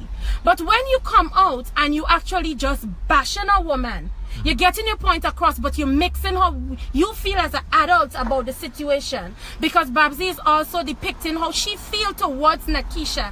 The same hate she have about the situation what Nakisha did to Kevin. You remember that is the man she loved. So she have this anger, she have this hate, she have this. Women, all of us have it. I have an ego just the same way. We have this thing and that is how she handled it. Too much emotions were in there. So when she put it out on such a level, of course it's going to have an uproar. But here's the question, Pepsi. Was Kevin wrong, or is Kevin the victim, or who is the victim here? To be honest, who is the person that, who is the victim? To be honest, right now, all of us is big people and we can handle ourselves no matter how much it hurts. I know how it feels like to be a child without your both parents in your life. I didn't have a father. You hear me? And yes, I had a stepfather and he married to my mother for years. That man cooking, he cleaning. I have shoes, I have socks, I have everything. But I was missing that love from a father. You hear me? Right. So, to be honest, the person who's feeling it the most right now is that child, and that is why I break down on my life, because nobody came. Everybody just wanted to be right. It's wrong for what she did to him. It's wrong. She say no about that. Guys, don't call on the WhatsApp. If you call on the WhatsApp, is this stop the live? Don't call on the WhatsApp. Thanks. Nobody is saying no for what she did. It could never be right for a woman to do. She knew wasn't his child, okay? Remember, I could sit here and really think about it and say, I feel she know wasn't his child, you know. You understand? And maybe she did know, but maybe she didn't know. We have to be fair. We have to be fair in this. But I do not care about how Nakisha, everybody needs professional help to me. Because this thing gone so crazy, I think they need help to really talk with a professional about all what went on, how they're feeling, how it was dealt with. Well, I can't even come here and say, who wrong and that wrong. You understand me? But all I studied is that child. What really hurt me is when Kevin gave out his statement. It was a written statement. And he said, I know there is a child involved, but the mother should have thought of that. And that is why I came and I spoke out. I spoke out because I find nobody was really studying the child. And I spoke out as a woman because I did not like the derogatory comments made to her.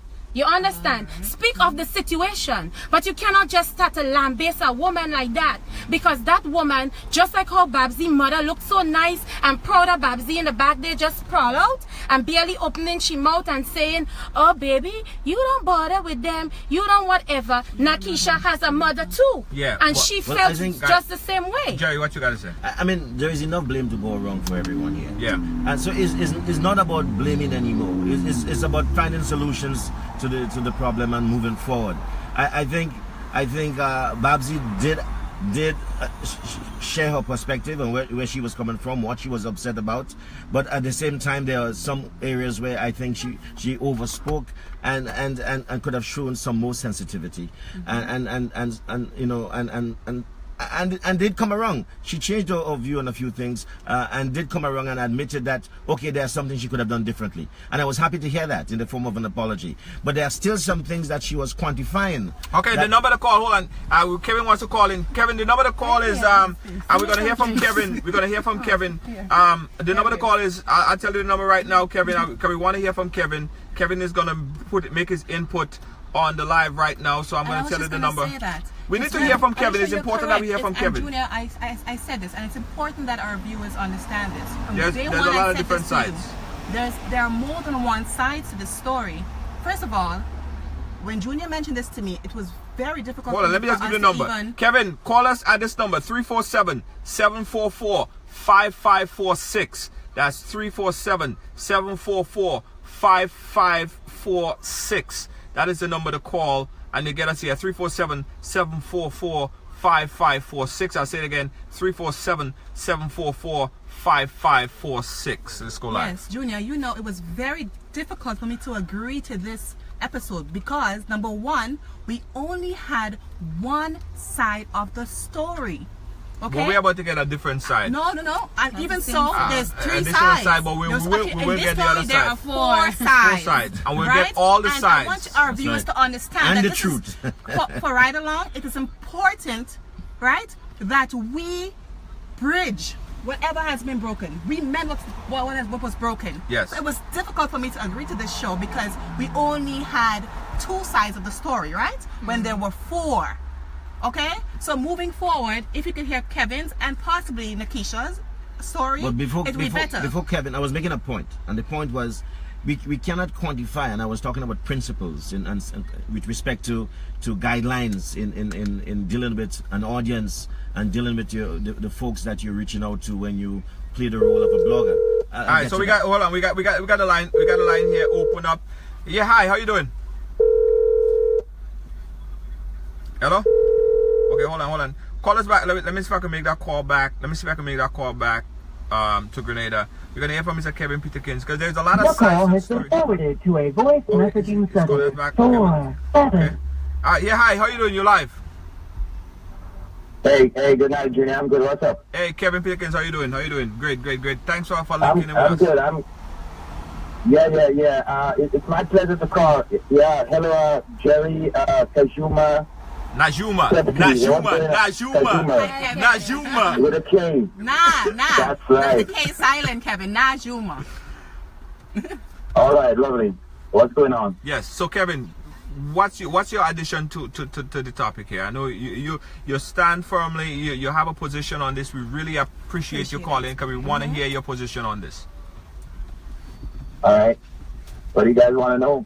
What, Kevin? Well, I don't know where to start. Well, let's start. Okay. You had a personal issue with someone that you thought you fathered a child with, right?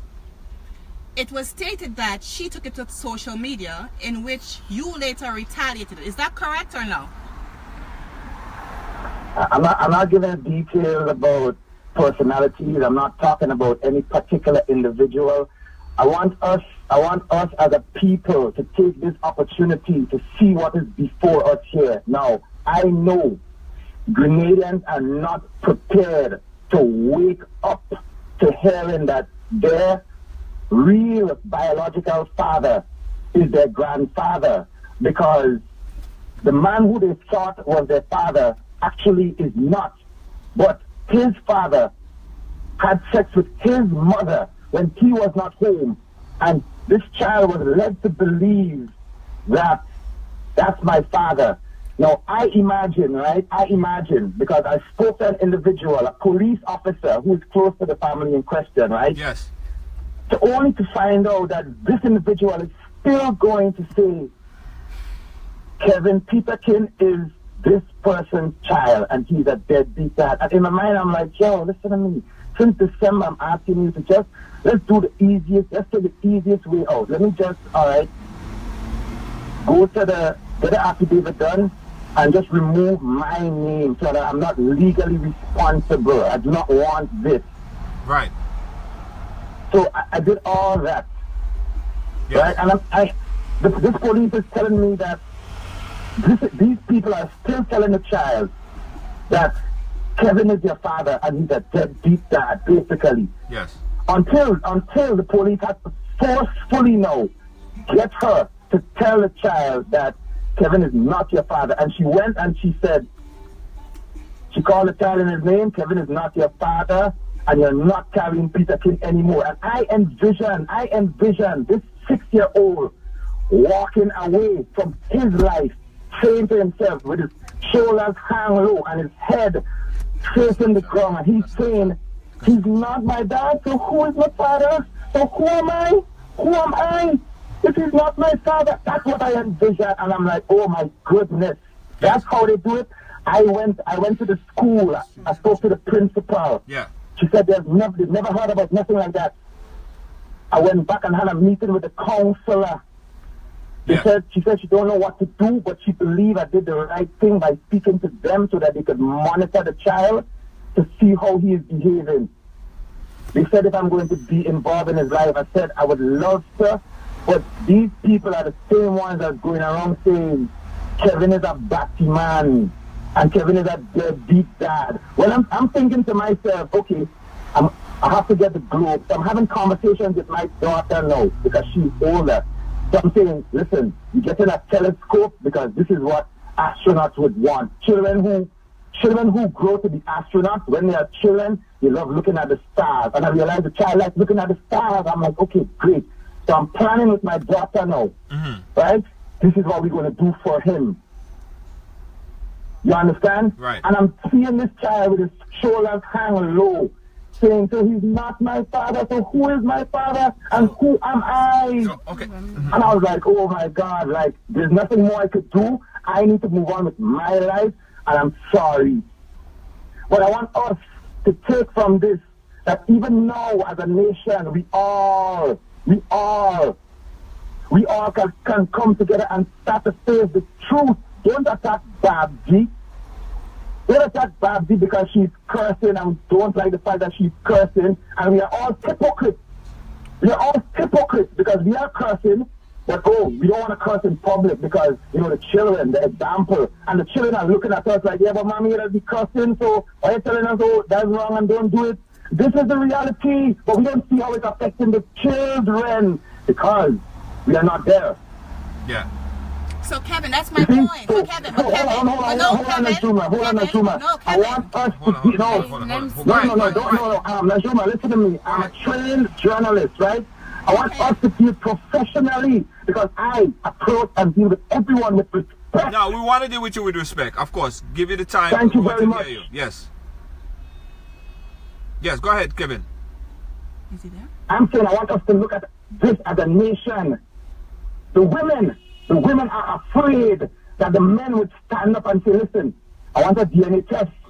I want a paternity test because I get terror from you. And yes, the only reason why I accepted this child and I stayed in this relationship is because my mother said to me, if you wasn't there, your name wouldn't call. And that is cultural. And we all feel at that time, I need to man up now. No, I need to man up. I was there for real. Okay. So Kevin, you understand what I'm saying? Yes, let me ask you a question. Even if, because he's sticking to the facts, even if I assume I was there and there was no way for me to verify, I took the responsibility for 6 years and I mind that child. And all I've been told is Kevin doesn't mind the child. Why? You want to know why? If you want to get personal, I could get personal because here's why. The reason why is because the individual in question is taking the money that I am giving her for the child and spending it for herself. She's giving the stepmother $20 and a pack of Capri Sun, which is about $6, and a pack of wheat crisp, which is about another $6. And she's telling her, Kevin is not minding the child until I intervene. When that same individual tried to extort Babbzy, when me and Babbzy got into a relationship, she wanted Babbzy to send her Jordans for the child and send her money directly, not to me.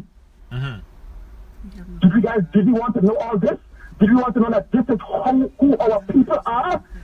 Do we want to know that this is who Grenadians really are?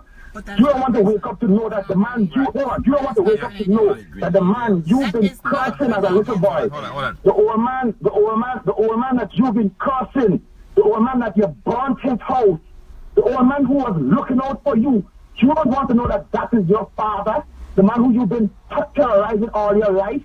And when you're small, when you're a child, people saying, that man down there is your father. We don't want to know that. You don't want to know that your woman went and slept with a vagrant with coolie here. Yeah. And she gave you the child because we're only in a relationship and only love. Those are accusations. Do we want to know that? Do we want to know that? Okay.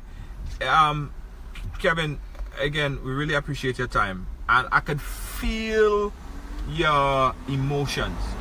Let me share something with you really quickly and our viewers as well, Kevin. Can you feel the emotion? I can feel emotion. I can feel emotion. Kevin, I feel the emotion. No, I understand. 6 years. I understand, Kevin. And I'm still standing sane. And people are saying I'm crazy, and I'm still standing sane. No. What is that? What is causing that? Okay, Kevin, one moment. No, hold on, Kevin, hold on. No, Kevin, I totally understand, and I want you to get your word in, but I also want to get a word in as well, right? Sure. For 15 years ago, I was in a relationship with someone that I knew that I wasn't the father of that child. Junior, no disrespect. Yeah. I love scenarios.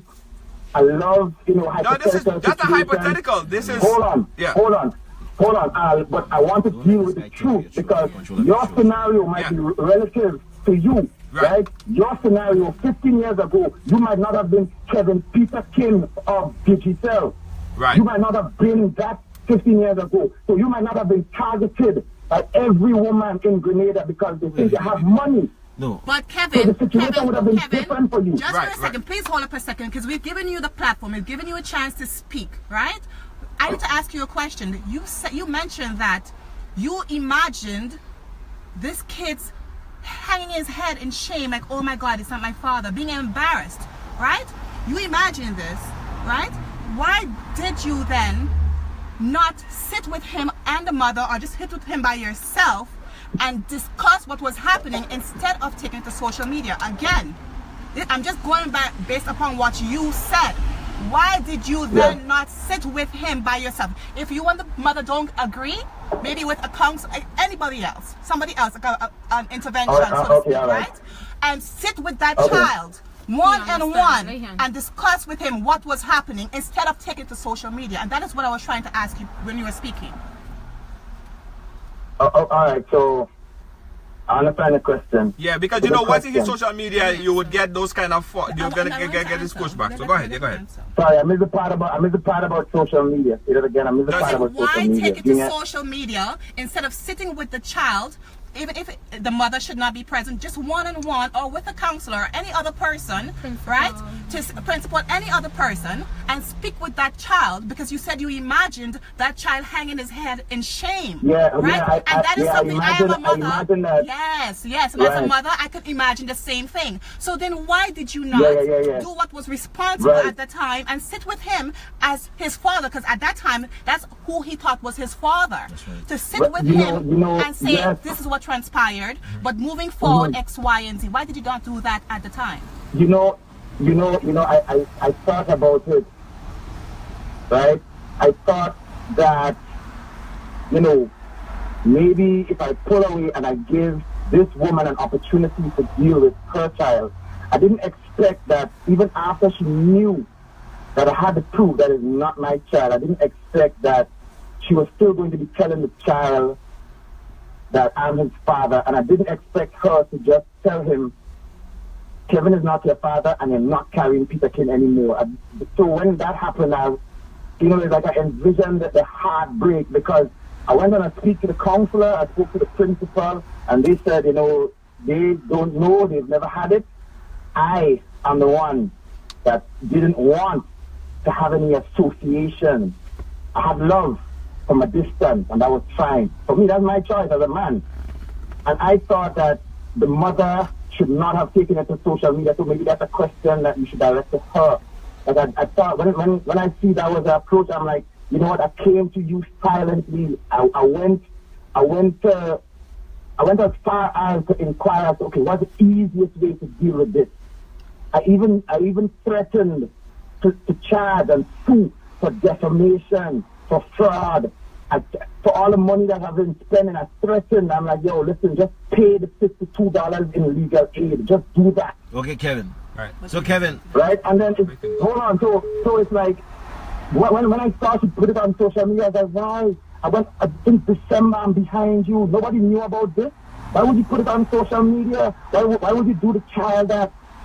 So that is what broke my heart. Right. That is what broke my heart. That led me to do a video for educational purposes, which I didn't do on my personal profile because, you know, I'm Grenadian. I did it on Babbzy, who is an international blogger. But of course you don't even get out. Of course you don't even get out to everyone in Grenada. Great. So I'm thinking that, okay, if it's Babbzy, there are people in Botswana, there are people in Australia, there are people that are living in primitive situations, in places that we would think are not. But so these people are listening to Babbzy and they're listening to what Caribbean people is like. Okay, Kevin. Right? So Kevin, I thought, you know what, maybe if I share my story and I say, you know what, this has happened and culturally it affects all of us because we've all been told that, you know, you've been there, so you have to man up. And we feel as young boys growing up, this is our responsibility. And then we hear other people talking in the village and the deadbeat dads are laughed at. So nobody wants to be a deadbeat dad. Nobody wants to be pointed at and be like, yo, that man will never take care of his child. That's his child there.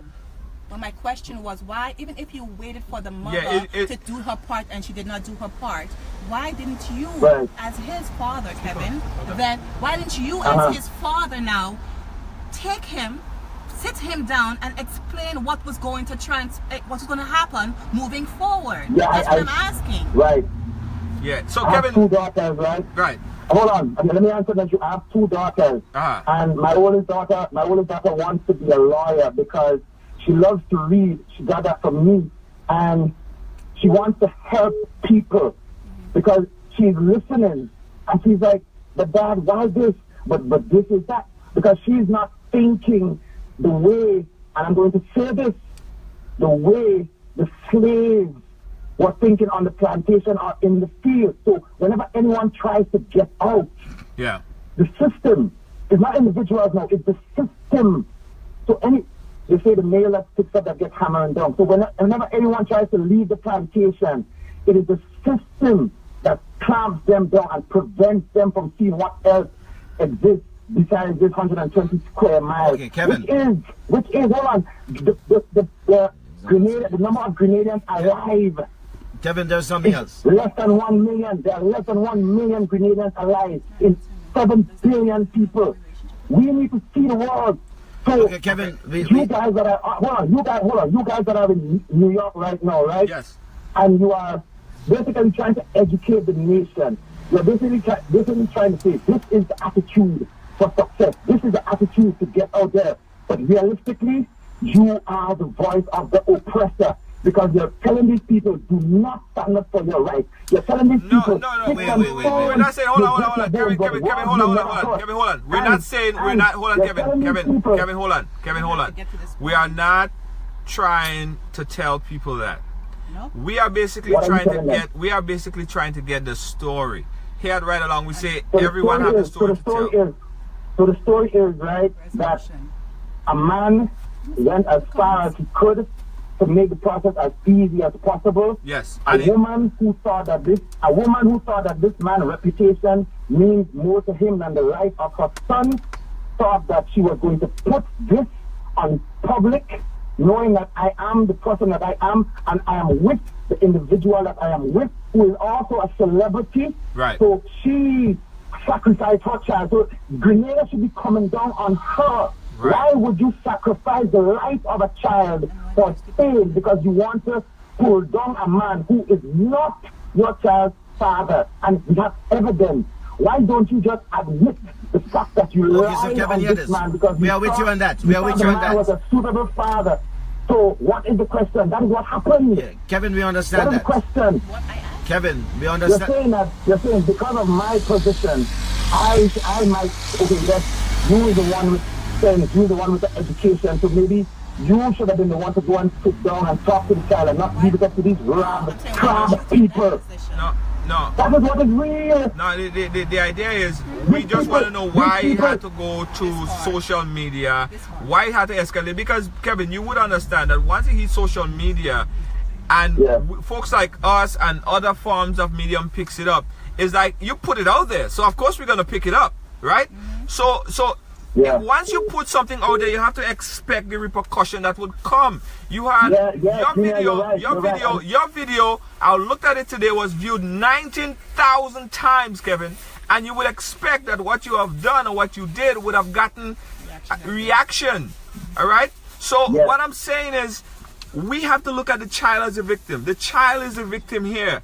And the child didn't have to go through that, right? So whether it's the person, I never knew about. I didn't know about the story of the lady. And we jumped to conclusion, and we continued to publicly, as a nation, gang my fiance, someone who is considered a freedom fighter, someone who you would reference with Harriet Tubman. Because we are not aware of the time that we are living in. Kevin, I have to say something. Kevin, 1 second. Kevin, are you serious right now, Kevin? You still have not answered my question, right? You have strayed way left from what I asked. Let's go back to the question. Let's go back, yes. Why didn't you as his father at the time? Because remember, that's all he knows, right? I'm not the father. At the time, but that's all the child. God, yes, I know that. But that's all the child knew. And for you said you were concerned about his well-being. Then so I left him in the hands. I left him in the hands of the state. But hold on. But did you even have a relationship with him at all, Kevin? From the did you guys have it? So then how, if you cared about this child, then how can you just leave him in the hands of the law if you had love towards that child? That's what I'm trying to figure out. Okay, listen to what I did, right? Listen to what I did. I observed every comment, every post. I've been observing, right? And I realized that there are people who want to raise funds and gather barrels. And I told you guys that he wants to be an astronaut. So I'm hoping that the people that are listening would think, you know what, maybe I could give him this gift or I could give him that gift. And if people are really going to put a barrel or barrels together for these people, I think that would be great. And maybe, Junior, we could start a fund. No, we already did, Kevin. We already did. We already have a GoFundMe page. We have a GoFundMe page.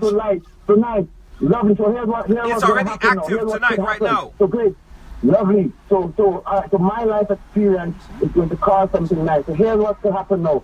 So because there are going to be individuals, men, who would be like, yo, I want a test for my child, like you're saying is mine, then we need to have counseling centers set up. Because these women will be scared. These women will be making up all sorts of excuses to not give the man the test. And then there might be some that will come back negative. And then these men might get aggressive because they spend a lot of money. Sometimes they might sacrifice. Sometimes other people might die because of sacrifices that they made or money that they didn't give to their mother because they had to give to a child that they thought was theirs. So these are going to be the victims. Okay, Kevin, I have a question for you. Really soon. So we have, that's my input. Yeah. And I'm really happy that this is what came out of it. Yeah, well done, guys. We are doing positive things. Thank lovely. you. All right. Could you take one last question? And I should be saying you guys are welcome. Kevin. Thank you. This one is on me. Okay. Kevin, there's a question I've been trying to ask you. Could I ask it now? Quick. Sure. Yeah, go ahead. Okay. I hear what you're saying. And you said you felt that you were cornered, you felt you were driven to do what you did. Because you were not the first one, you said. No, I didn't say that. No, I didn't say that. Okay, well, okay, let me restate it in a different way. You said that the mother of the child had done certain things. She had put your name out there. She was saying certain things about you that were not true, etc., etc., etc. No, after she had done all that, Knajume said, then why didn't you do something different from what you did? You said, but let me finish. No, you've had enough. Let me see what I'm saying. She's of the opinion, and we all are, that you did not really squarely answer what she said. However, you did what you did, and it's done. It's done. You cannot undo it. Now, if you had to do it all over again, would you do the same thing? Would you do the same thing, or would you deal with this differently? if I meet a woman like Babbzy, I ride in with her. No. Hello. We're not talking about Babbzy right now. We're talking about the issue with respect to how you taking the matter to social media and resolving it in the manner that you did. There are always different alternative ways to resolve an issue, a problem. Well, hold on. Is this a hypothetical question? No. I'm asking you. Are you asking this question because you want to know if there's an alternative to what I would do in a situation like this? No. I'm asking you. Now that it has happened and all that has transpired is done, and we are trying to heal now and move forward. I'm asking you, with the benefit of hindsight, if you were in the same situation now, would you deal with it in the same manner? Would you approach it in the same manner, or would you do something different with respect to how you would divulge this information, or would you try to find some other way to handle it? Gerry, your question seems a bit confusing, but what I would tell you, right, that I do not agree that the mother should have taken this to social media. None of this had to have been exposed. Nobody needed to know about this. Even if I was in the public eyes, I live a very private life, and the people that know me would know that I live a very private life. So yes. I did not agree. So if you're asking, hypothetically, if I had to do this over again, if I would correct something that I did wrong, I didn't do anything wrong. So I didn't say that. Is irrelevant. It's not about right or wrong. It's not about right or wrong, Kevin. I'm just asking you. I'm just asking you. Okay, I understand now. So in another situation, I would take the advice that I got, and I would pursue legal action. I wouldn't go to legal aid, which is just $52 to get an affidavit done. I would get legal action. I would get my witnesses who were consultants or conspirators who confided in me a year after the child was born, came to me and explained, this is a situation that happened and I am sorry. I did not know. I only heard about Kevin Peterkin. I did not know who you were, and this is what happened, and I know that child is not yours. Okay, one other thing, Kevin. I kept that, and I took the attack.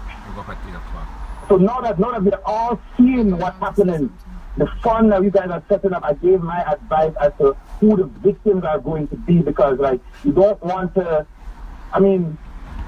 just be hearing that this woman was, chopped up someplace, and the child was chopped up too, and the house was burnt, and this woman was tied up and shot. We don't want that. So we want to protect these people in a situation like this, because the people who are denying what's happening, the people who are saying that I was in a position and I should keep minding the child, I should have continued visiting the child because of the person that I am, they are not in my position. They are not living my life. They don't know my purpose. And we completely understand. I understand them, but I'm just glad. Kevin, I understand that. Right. Okay, right. Kevin, is there any? I'm just glad as a nation that. Yeah. Is the mother still disputing the results of the paternity test? Is there any dispute over the results of the paternity test? No, there was no dispute whatsoever. There was a lot of resistance. There was about 11 months of resistance for me to get the paternity test done, which is why the issue of if I went to swab my child, if that's illegal, if it turns out that he's not his child. So when this document reached in legal aid, this individual in question took this document to her police friends. This is Grenada, by the way. Yeah. Took it to her police friends to see if there's a way that now that she has the evidence, if she could incriminate me and if they could draw out the process so that I am committed to continue paying child support, which is where they were. Why they delayed for so long. So there's no dispute. And this is where Babbzy came in now, because I said, you know what, Dave, I'm done talking about this a month ago. Yes. A month ago. So when Babbzy made a decision that she made, it was because of fiancé spoke, and I said, you know what, I'm done talking about it. Now you do what you have to do, because I said to you, I am only talking once, and she knows me. So she went and do what she had to do, and she was standing by me all step of the way for the 11 months that I had to tried to get the test, she was by me and she was supporting me. Okay. So this is what it is. Okay, yeah? thank you, Kevin. We have one last comment. We gotta end the program very shortly, guys. We went a whole hour over time to get this. Yeah, I hope we could get to a resolution, Kevin. I really want to see if we could talk. What are you guys proposing? What are you guys proposing? What are you guys proposing? Listen what I think, Kevin. Now I've known you for quite some time. And right. I mean, a lot of people sit here and are watching the faces going across the screen. I'm watching some of the comments being made. But if you know me, you know I like to be fair. I try my best to be fair, right? And I'm not going to sit here and say what everybody's saying. But I was hurt. I was hurt as a woman, from the woman point of view, because of some comments made, right? Especially when you reply to Nakisha and you were talking about, oh, she didn't have no grip and you take a piece after everybody. You remember that post, right? No. But let me tell you, so that hurt me. But the whole paternity thing, like I did a live, a lot of people watch. Some people think it's just Pepsi, so they're not going to watch it because I'm not all up there as a media personnel. You're up there with but us. The live, which I think you probably anytime you have a 2 minutes, you should watch it. And because I've been in that situation where my family went through the same thing, I said... Oh, I'm sorry to hear about that, Pepsi. I didn't know that you had to deal with that ordeal. Right, and I said the same thing, that I understand how you must be feeling. We have to be fair in this. Now, there is no fixing this in terms of how you feeling. It's going to take you your lifetime coming to grips with this hurt. I will deal with my feeling because I give my feeling appropriation. So all right. Feeling, when it... Yeah, so I will deal with that, man. All right. I will deal with that. So you have to work on that the best way you could do. It's not going to take back the hurt. It's not going to take back the embarrassment, because at the end of the day, once that paternity test is correct, because I was told that the mother, I don't know if it's true, but I was told the mother, her family, everybody has not seen that paternity test. But once that once that paternity test is correct, I understand, and nobody could give you wrong for hurting. Now, when you hurt, when you're upset, remember, this is not an everyday experience where a man go leave you and a somebody go leave you. This is something where you were there when the child was born. You were there thinking you're the father. You were there in this child life, and then boom, this bomb was dropped. Now, people have to be fair in this thing. Now, this is going to get a reaction, and that is why I was saying, I understand why Babbzy is upset. Everybody just want to get angry and cuss and carry on. They're not listening to what I'm saying. Now, I understand why she's upset, and I know if it was my man, I would have been very angry at that woman, because this is somebody, you and your woman become one. From the day you have sex with a man and you're in a relationship, you basically become one, even before the vows come in. Hold on, Kevin, just now. So I understand why she is there with you, and I do not give her wrong, because I would have done the same thing. My thing is how you all came out with the story. I think that it was your story to tell. It was Babbzy's place to support you.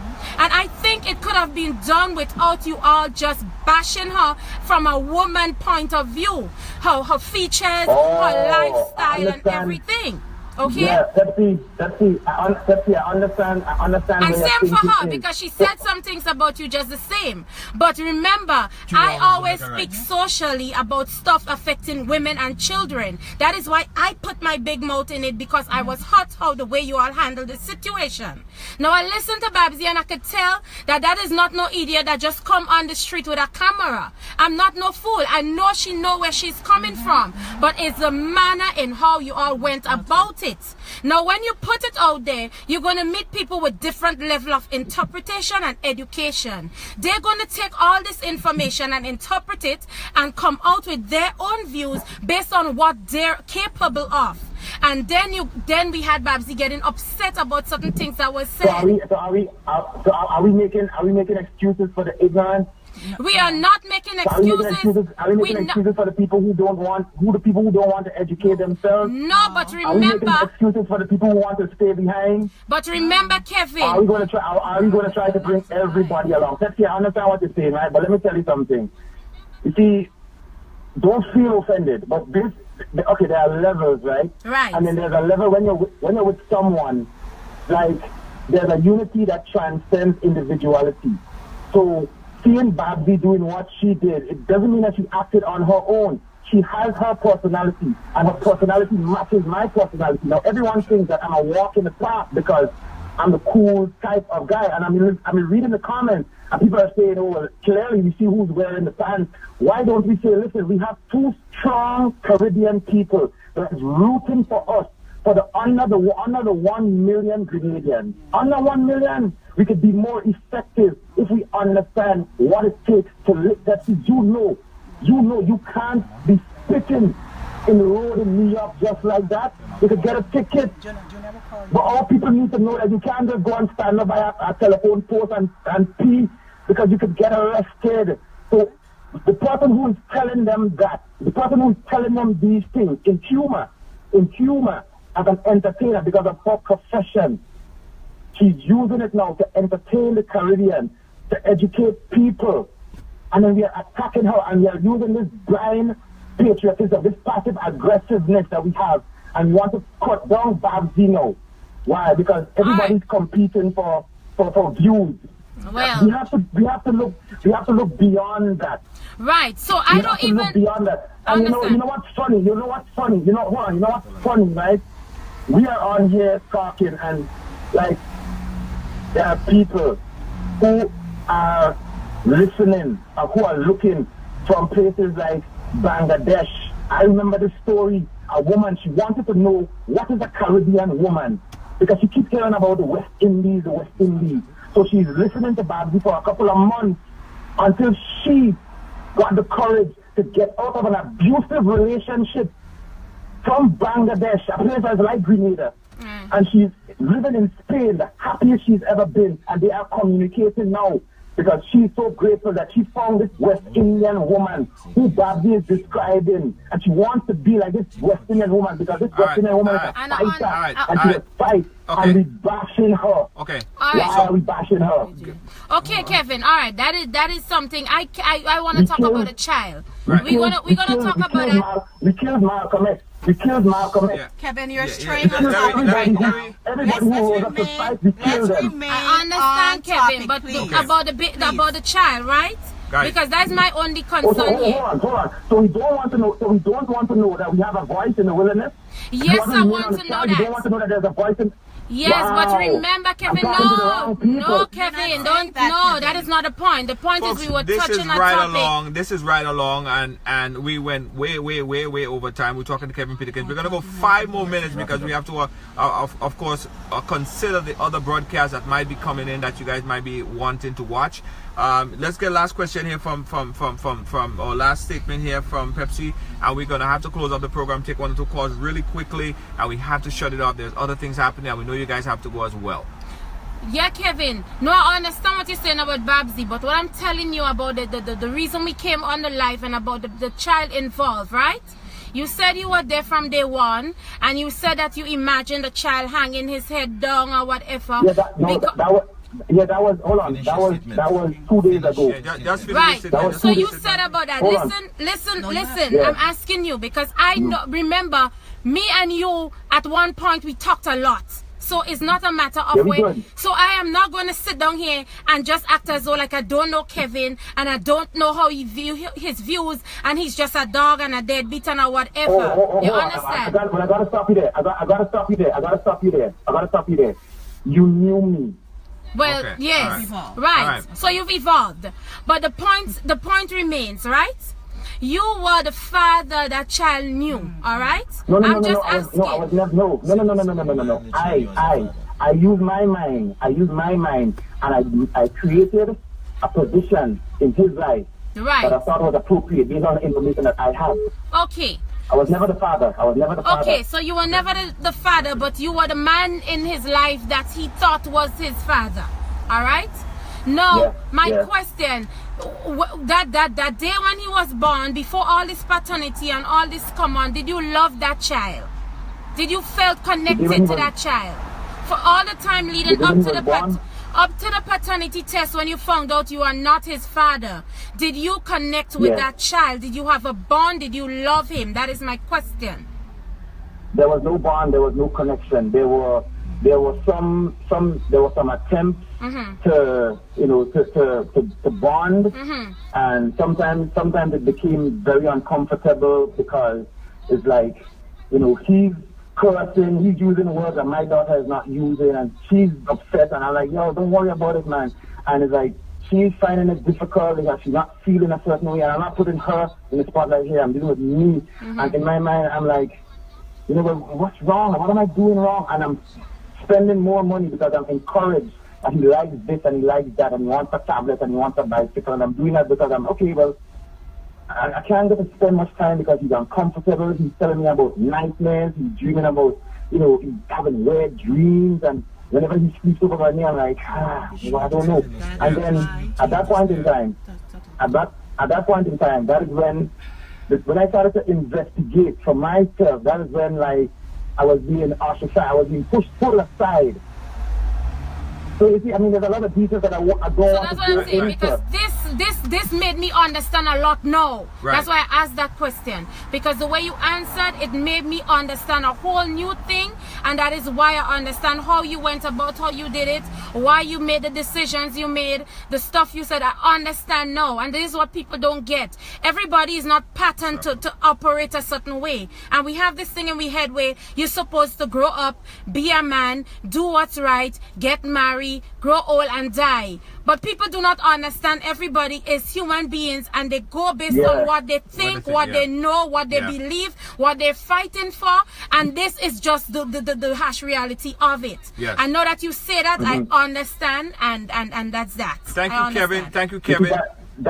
You guys are welcome. That's just what I was saying. Like, there's a lot that I didn't want to put out there, but because, this is a learning experience, and we have to say the fact, because the truth is, this did happen. I mean, we could lie to ourselves, and we could be like, oh, this is offensive, that is offensive, but at the end of the day, it is the truth. It is the truth that will make us free. So the people that might be questioning themselves, guys, listen to me, ask your woman for a DNA test for your peace of mind, because there might be some situations that you would not understand psychologically or spiritually, things that might be happening to you, and it could be because you're trying to bond with a soul that is not the same energy as what you put out. So ask for a DNA, and ladies, listen, it makes sense for you now to get the DNA test and know for sure. Deal with these skeletons now, because you don't know, it could cause physical parts of your body to rot. That is what causes cancer. And I'm not just saying this because, I want to say that. I'm saying this because I've read it in so many different journals, from poetic forms to philosophical forms to plain and direct forms. And I'm saying living a lie is what causes us to die. Yes. Okay, Kevin, thank you so much. We appreciate your time. Have a great night. Thank you so much. You have a good night, and thanks for all your input, guys. All right. I'm really glad you guys stepped up and decided to get down to the bottom of this. Yes. You know that it's bigger than all of us. I mean, we love Babbzy, right? And Babbzy is doing a lot for Grenada and the rest of the world. And we need to recognize that. We need to understand that. Don't just feel to beat up on her because... And Kevin, I hope you understand that this is the reason why we did the show, because it was not to beat up on you or Babbzy, but to kind of come to a resolution. How can we move forward in a positive way? You understand? That's what we want to do. Please so thank you, Kevin. And there was no intention to beat up anyone. We thank you so much for chiming in with us, and we appreciate you, and we hope that everything come back to normal with you and your life and everything else. Gentlemen, the Lord is my shepherd. I shall not want. I will be taken care of. I'm a strong man. Have a good night, everyone. Good night. Good night. Thank you. Thank you, guys. And it's so much more that we could say about the topic. And I hope that we could come to some kind of resolution to the topic whereby we could move forward and deal with this. Let me. We have what? One more person that just 718. Yeah. 451. Julian, I just have a statement to make to our viewers. Yeah. Folks, this is going to be my last piece here. Yeah. I trust that all who joined us today for this ride along. Yeah. That hold on. Yeah, Mr. Douglas, we have 5 minutes on the program. I know Mr. Gerald Douglas is our legal expert on hand. Sorry for cutting you off, Gerry. You just want to make a point. We have to close up the program in like about 2 minutes. You know, Junior, I have sat and I've listened to the entire discussion of Kevin. Yes. And I am so appalled from both being a man as well as from the legal perspective of Kevin's behavior. Because Kevin failed to realize that at the center of this is a child. And the only thing that should matter is whether or not his action was in the best interest of the child. And clearly his action has not been. But he seems to be pumping himself up. All of a sudden he has swung guard. All of a sudden it is resting spirituality. Now, a man who has held himself out to be the father of a child for 6 years have to continue taking care of that child no matter what, even if he comes back and says that the child is not his. If he was in New York and I'm representing that child or that woman, he will be responsible for that child. There is something legally wrong with it, there is something morally wrong with it, and there is no right you could find in Kevin's behavior. First of all, thank you. The taking of the DNA of a child that quote unquote is not his, the pushing of a swab into that child's mouth is an assault. And that is why I was asking about consent. So it's an assault. He got no consent. No. It's an assault. We don't know. Well, we do not know. We do No, we do not know. We do not know. Listen to me. He did not get the consent of the mother. Only the mother could have consented to that. Child cannot consent. And if it turns out that the child is not his, and he took the swab, and he is saying all along that he had no spirit, no connection to that child, why was he pushing something in the child's mouth? And that is why I'm saying it's unfair, because we have no way of getting the mother's side of the story, because I mean it was but said. Personally, I think the issue is bigger. I think the matter should be taken to court. I think Kevin should continue to be held responsible to take care of that child. Emotionally, Kevin has wronged that child. Listen to me, I am not speaking to what the mother did or what the mother didn't do. Let me say something to you. Kevin would not have been the first person to hold a jacket. Many of us know of circumstances, but you know what a real man does? A real man think about the child and continue to act in the best interest of the child. Tell her, give us a number.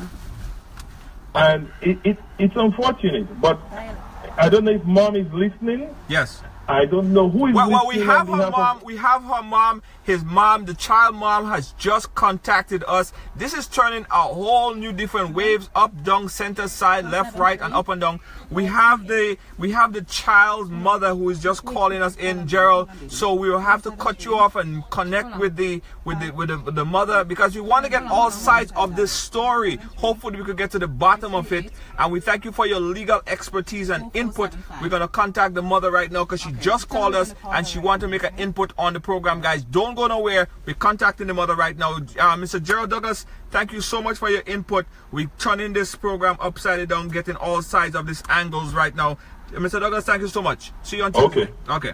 Bye-bye. Guys, right now we're going to connect with the child's mother. She wants to have an input on this topic. And I think, I mean, it's fair. It's fair that we get all sides on all angles of the story. So the child's mother, we're contacting her right now so she could give her input on it. All right, we're calling her right now. She's in Grenada and she wants to have. Hello, hi. How are you doing? Good. Okay, what's your name? Sister. Okay. Who is that? Who is that? Did we call the right person? I'm not sure. Is this Nakisha? No. Oh, sorry, I called the wrong number. Sorry, my apologies. I dialed the wrong number. I called the mother right now. I called the wrong number. Hold on, make sure. Hold on. Hold on, I think I dialed the wrong number. I dialed the right number the first time. Oh. So guys, stay on for this one. This is getting very, very interesting. It's right along for today. We're now gonna speak with the mother and see what she have to say. We have to get to the bottom of this, and we will attempt to get to the bottom of this right here live as to why she started. Why did she go on Facebook initially and allegedly bash Mr. Kevin Peterkin? And it's not the right thing to do. Let's get her views. We're getting her voicemail. Is she on there? We're gonna get the mother, guys. Stay tuned. Don't go nowhere. We're contacting the mother, and we want to get all angles of this as she give us the information. Go ahead. Is it 347 or 473? Hold on, guys. We're getting the mother on the line. Is it 473 or 347? But Junior, Yeah, go ahead, talk. While they're trying to resolve that, Yes. 538 Uh-huh. 4475. Hang up. I call him right now. Guys, we're calling the mother. She's live in Grenada right now. We want to know why she started this drama that is allegedly. and importantly, the paternity test, Yes. whether or not there was consent and cooperation. And we're calling Grenada right now to allegedly speak to the mother. As Your call has been forwarded. why she start? Why she's? Well, I'm not reaching her. Hold on, guys. We're gonna try again. She called us and she wanted to speak to us, so we're returning the call. But, Junior, I'm going to have to leave. But before I leave, I just want to say something to your viewers. Folks, I hope that as you go away from this ride along, that if nothing else, that we could avoid the generalizations. Hello? Hello? Yeah, hi. True? Who's this? Nakisha? Is this Nakisha? This is Nakisha's mother. Hi. My mother, Nakisha's mother. I'm calling you on the...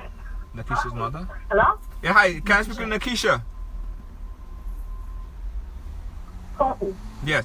So we have we want to know why did she thought that it was the right and appropriate thing to start this, Her views as to why she started this thing that catapulted into this major Facebook drama that involved, that led us to having this lengthy, almost 3 hour, going on 2.5 hours program. I think that's the longest we ever went on our live. Carla, are you there?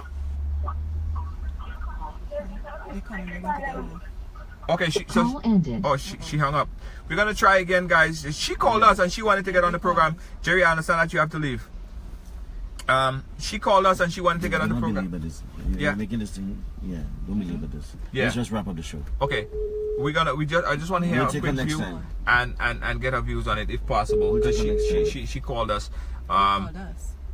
Okay, so if we could, if not, we'll try to get it on Another time. All right, guys. So listen.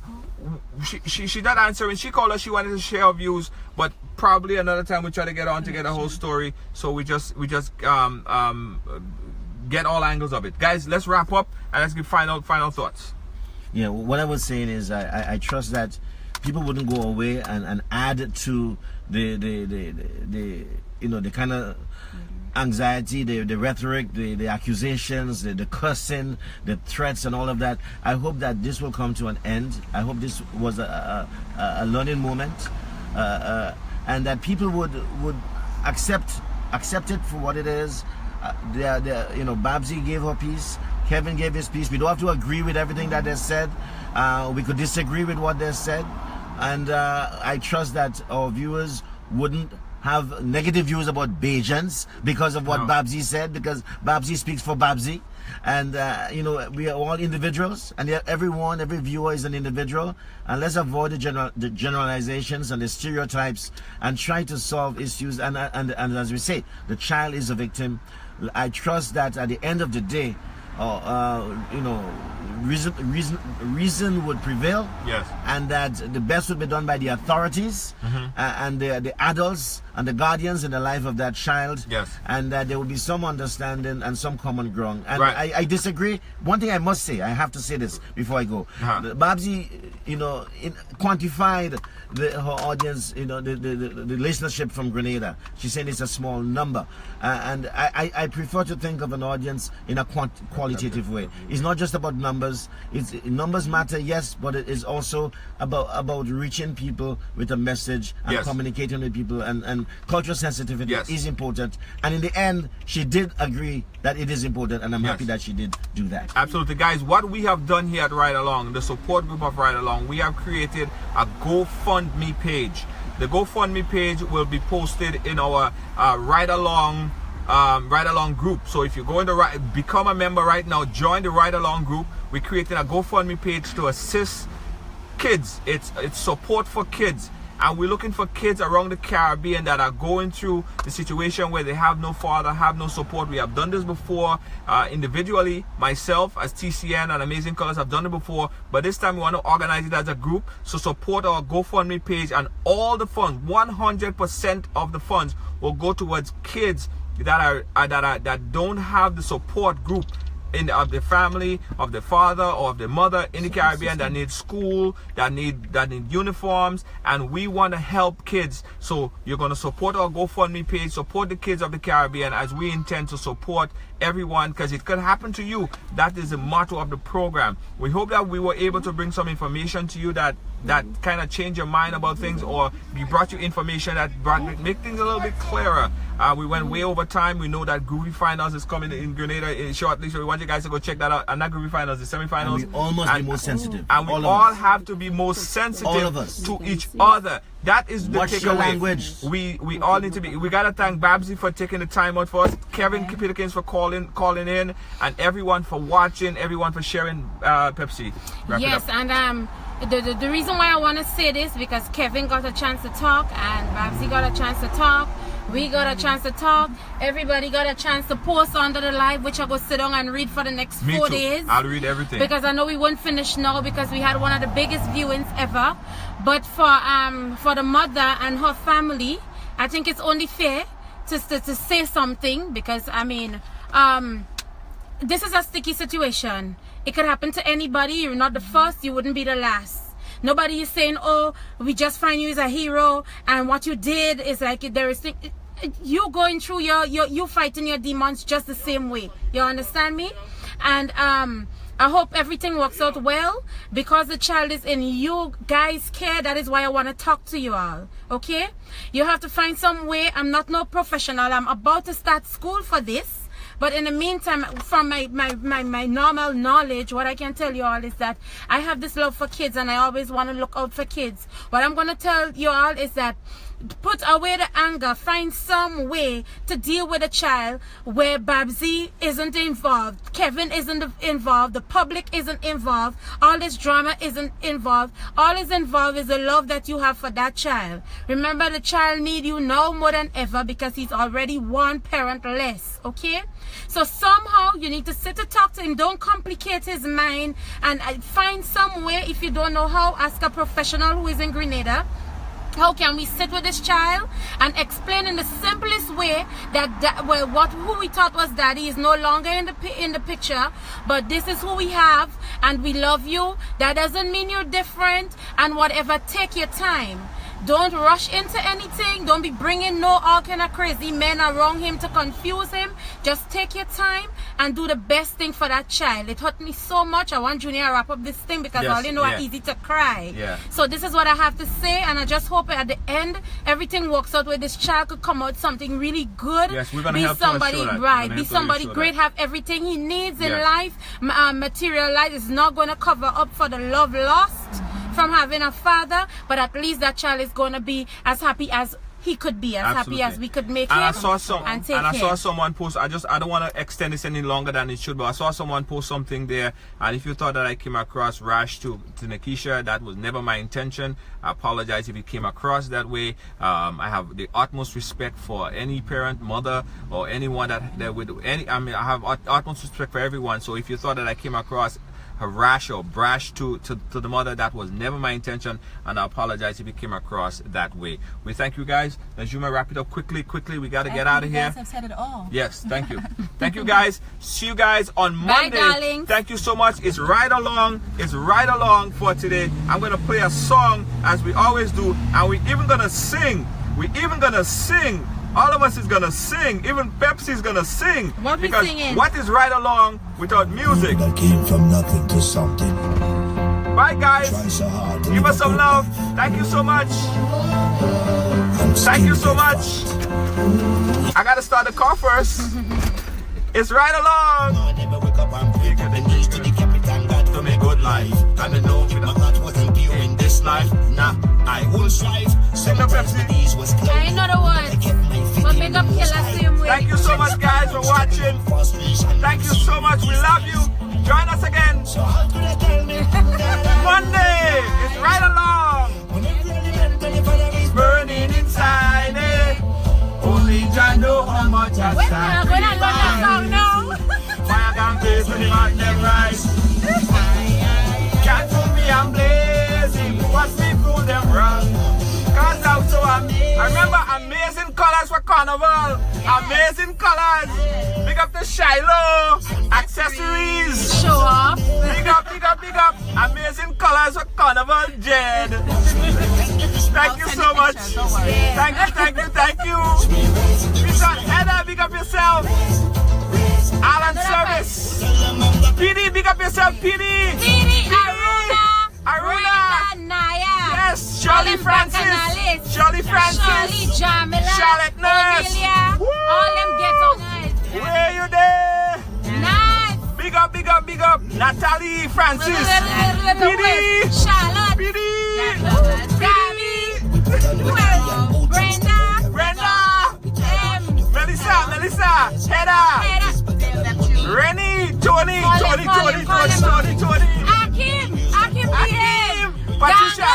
Patricia. All them that